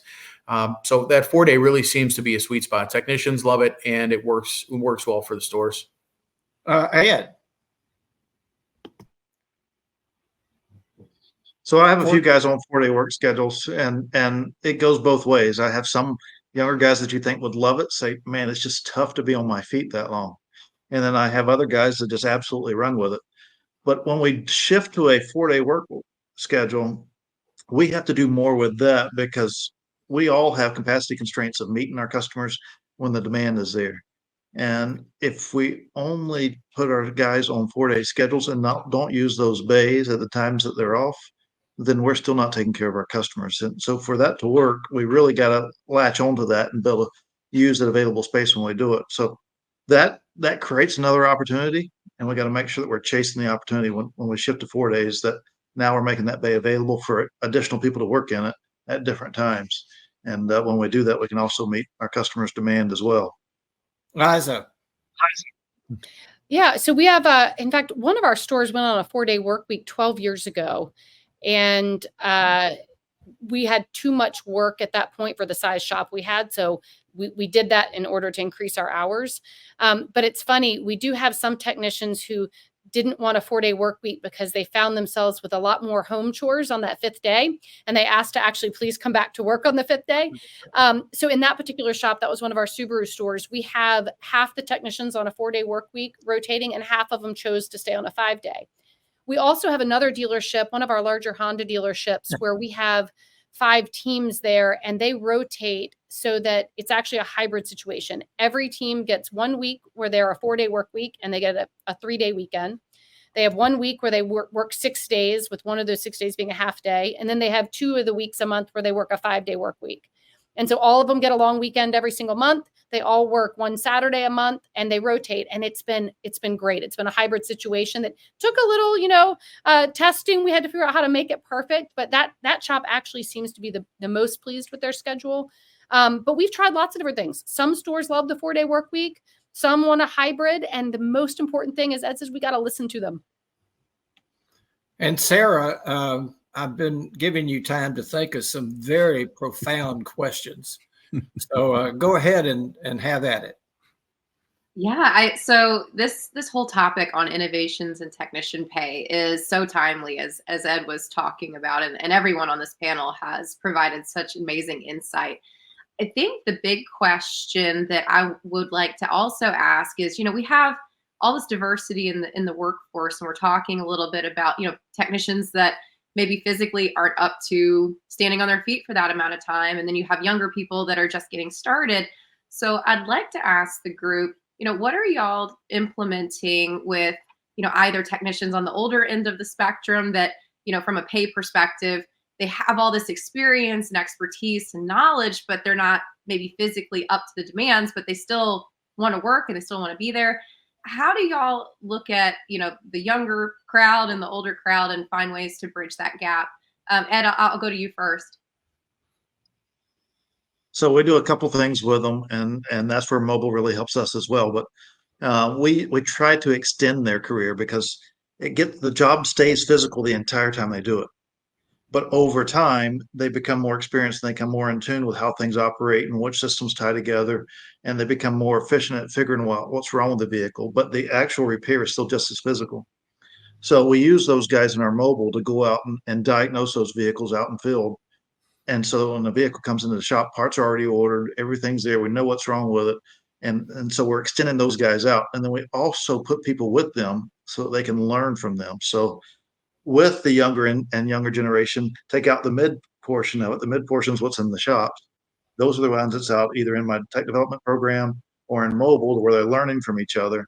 And it's less physical on the guys that are maybe at the tail end of their career, and maybe extend that out a couple of years. Well, I'm creating new people, and I'm allowing their job to be easier for them because we're not have to do the physical aspects of it. So it's capitalizing on the opportunity that we have in front of us. Liza, what are you seeing? Yeah, we do something similar to what Ed was mentioning. Some of our older technicians who, from a physicality standpoint, don't have quite the same energy and stamina that they feel they used to have, we'll pair them up with a technician apprentice, or sometimes even 2, and we'll pay them as a team of hours. They each have their, individual pay, but it's pooled on the hours that they can turn together. So the experienced technician will do a lot of the diagnosing. The young guys will be learning from them, or young girls. We actually have so many more women in this position now than we have before. They have that incredible experience of being able to learn from these experienced technicians. But one thing, I'll share a quick story. I think most of you all know that we're an ESOP, and we were talking to one of our technicians who has been with us. He's probably going on almost 30 years, and he is the 12th largest stockholder in our company. And we were chatting with him after our owners meetings this week, and he said, well, my plan is, he said, I'm going to be a technician for about 7 more years. He said, I think that's physically what I can handle.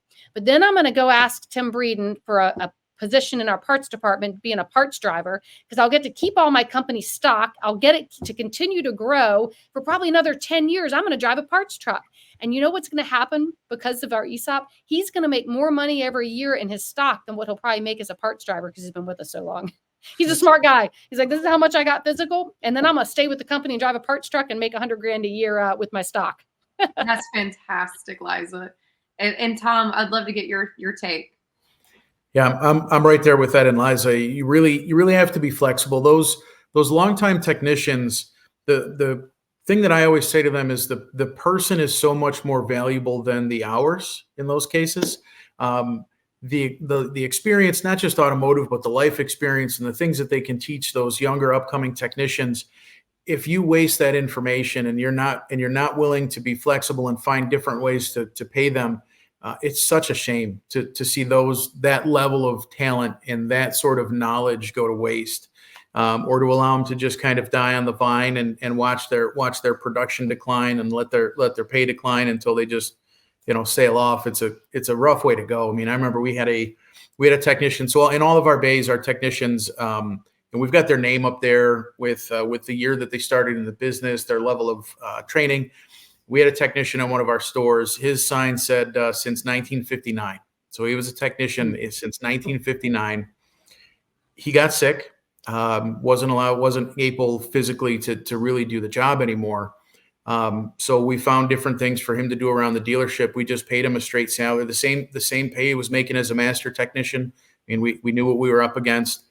He just wanted to be with his team. That was like his family. So by the end, he sat at the computer for the New York State inspection and keyed in the buttons for the guys. And the job was just to talk to them. And he did that until he passed. It gets me every time. But you really have to think about the person and the knowledge and the experience that they bring and what they can do for your shop versus just what they're able to make you.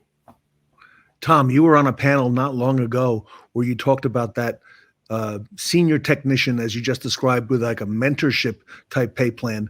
And Yes. we heard so much reverberate from what you said that a lot of dealers picked that up. Sara and I did a pop-up event in North Carolina, and there was a dealer there that said they took your idea and did the same thing, and they put that technician on a panel and discussed what he was doing.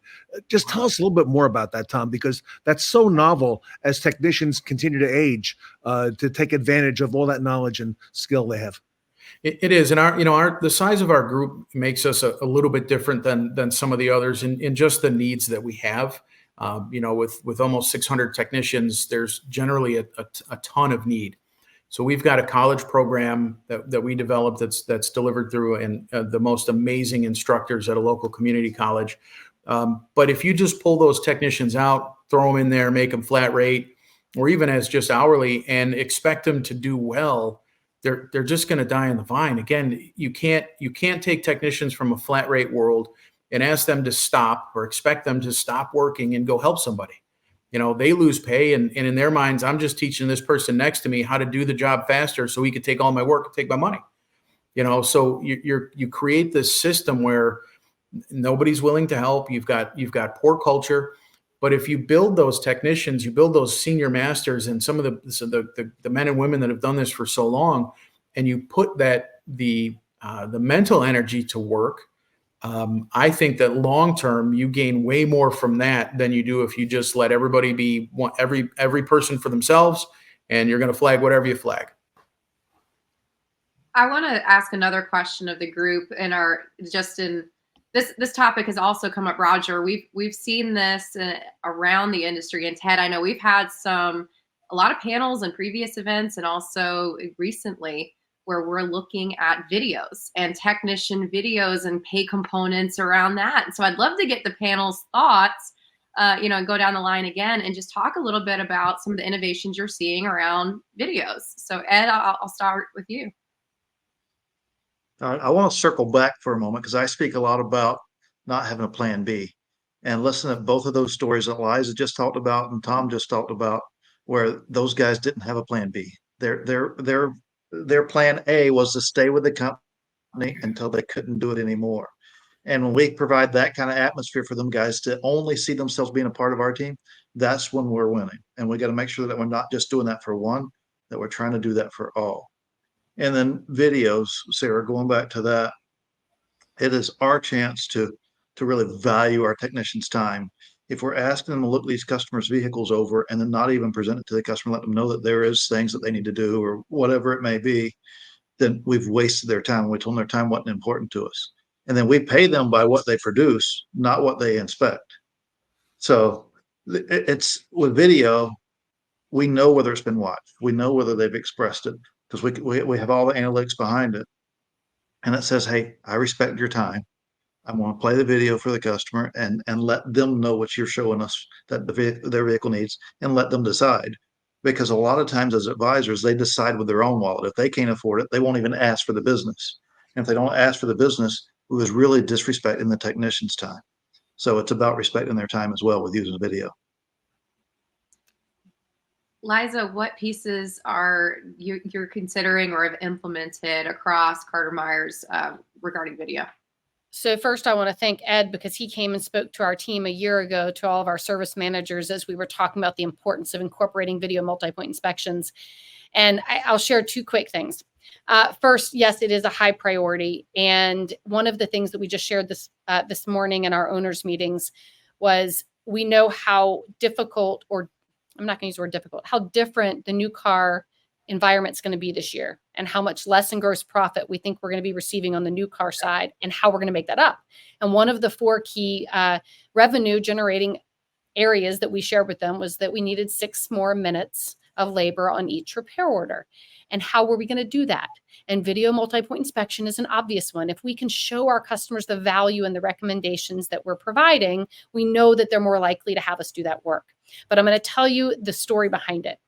When we talk about valuing our technicians, we actually took one of our technicians to NADA this year.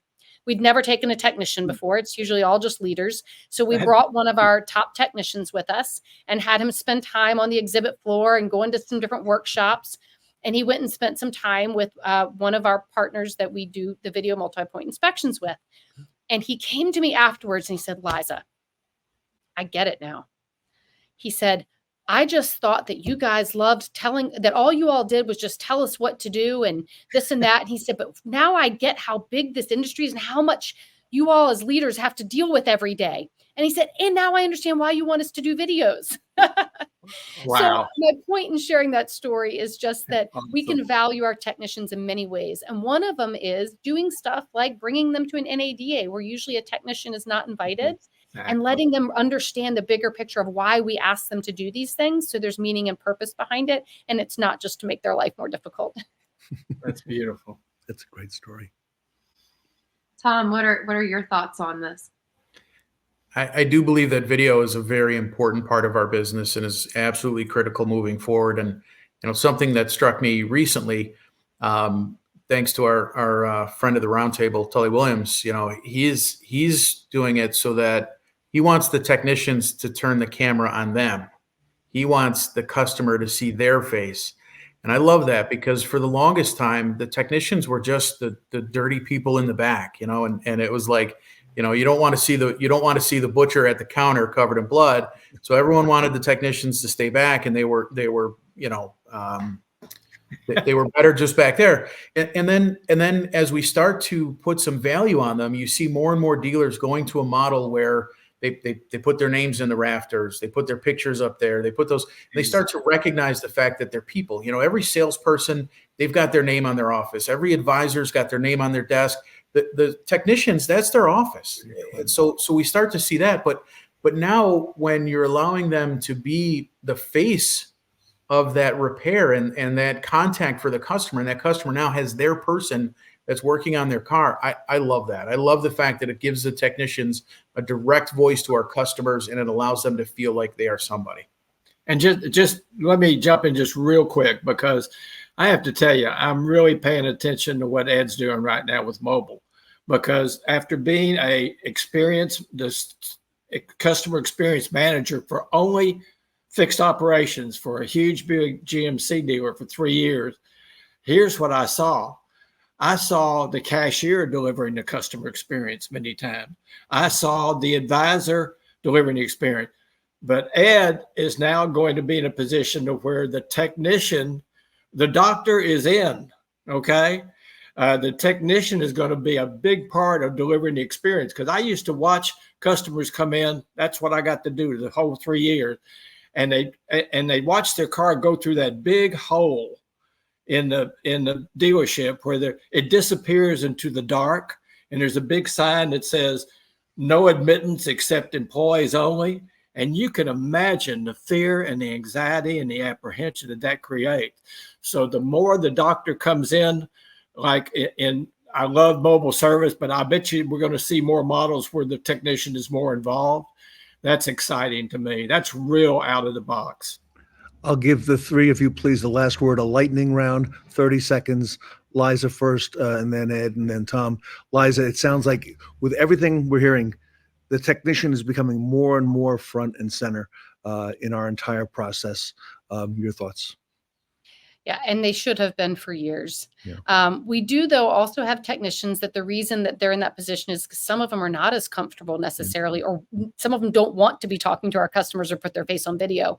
So I think it comes back to where we began, which is offering flexibility, listening to our technicians. And for the ones that aren't comfortable with video, how do we support them and having an advisor come back and do it with them, or somebody else in the shop that might be in a support role that could help them do the video. So most importantly, let's listen to what our technicians need and want. How do we use their superpowers in the best way throughout their entire journey and experience with us as technicians? And I want to continue this conversation around tech pay plans with everybody on this panel, because I think we're all trying some new things. We're going to have some things that work, some things that don't, but the most important thing is we cannot just have flat rate going forward. So we're enjoying seeing the results of some of the new pay plans that we've tried. Love it. Ed, and then Tom.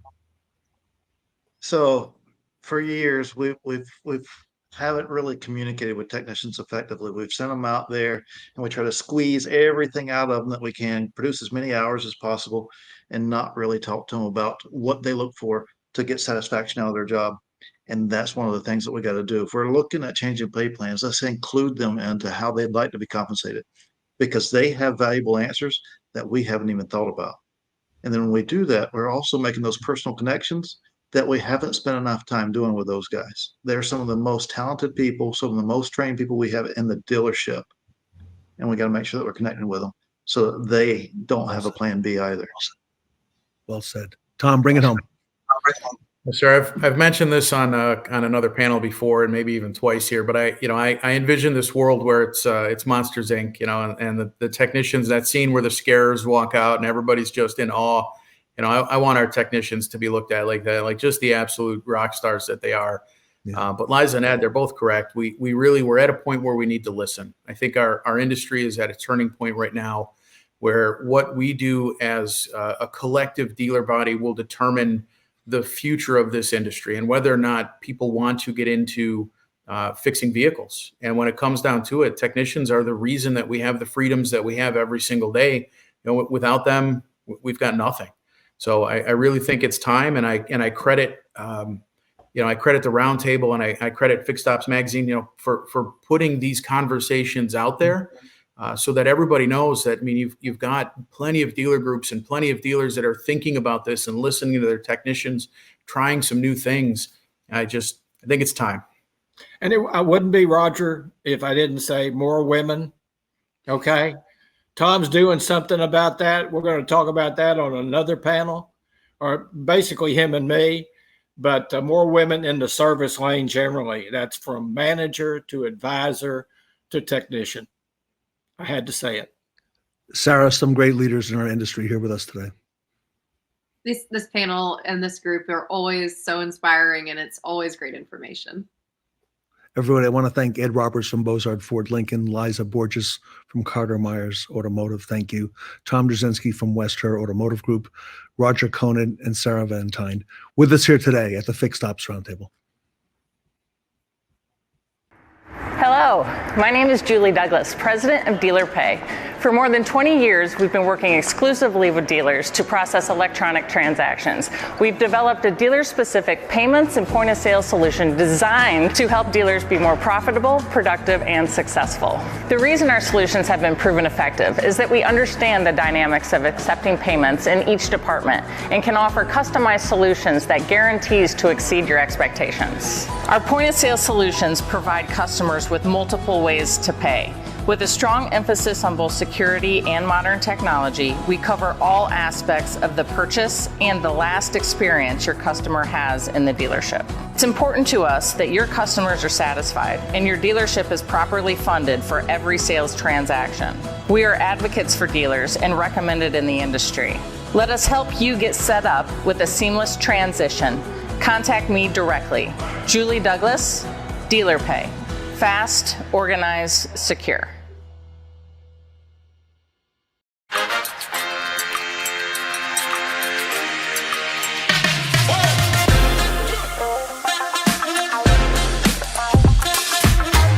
So being a legacy automotive retailer, we've used a number of different companies over the years to help us train our people and educate our people on everything from sales process to customer service to you name it, anything relating to retail automotive. But in today's world, particularly since COVID, we really set out to try to find a partner that had a much more progressive, contemporary approach to automotive sales, automotive service, customer relations in general. And when we did that, our research led us to the folks at Quantum 5.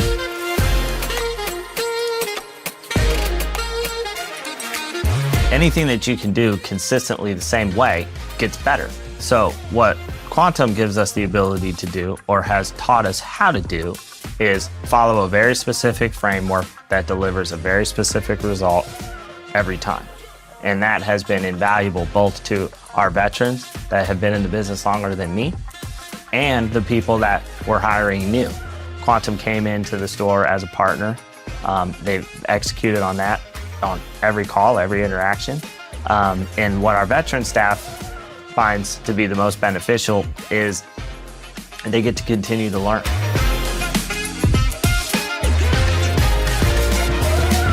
We know that Quantum is more than a vendor, they're a partner. They're actually a part of our business, a core part of our business and our daily processes. When I got into the car business many years ago, it was about control this, control the customer, control this.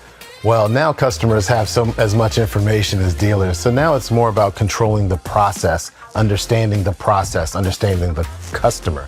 And that's what Quantum brings to the table. It allows you to have control of a process, understand your customer and your customer's needs, and deliver the relevant information that they need to make that informed decision, ultimately in purchasing a car, but starting with gaining that critical appointment. Quantum puts our client advisors on a pathway to prosperity. Our newer advisors see our seasoned advisors and the success they're having, and the fact that they're bought into the system and they've been on this system for years shows the new client advisors that if you buy in similarly, you're going to yield the same results, if not better. I can't speak enough to what Quantum has meant to our business and to the growth and development of our client advisors.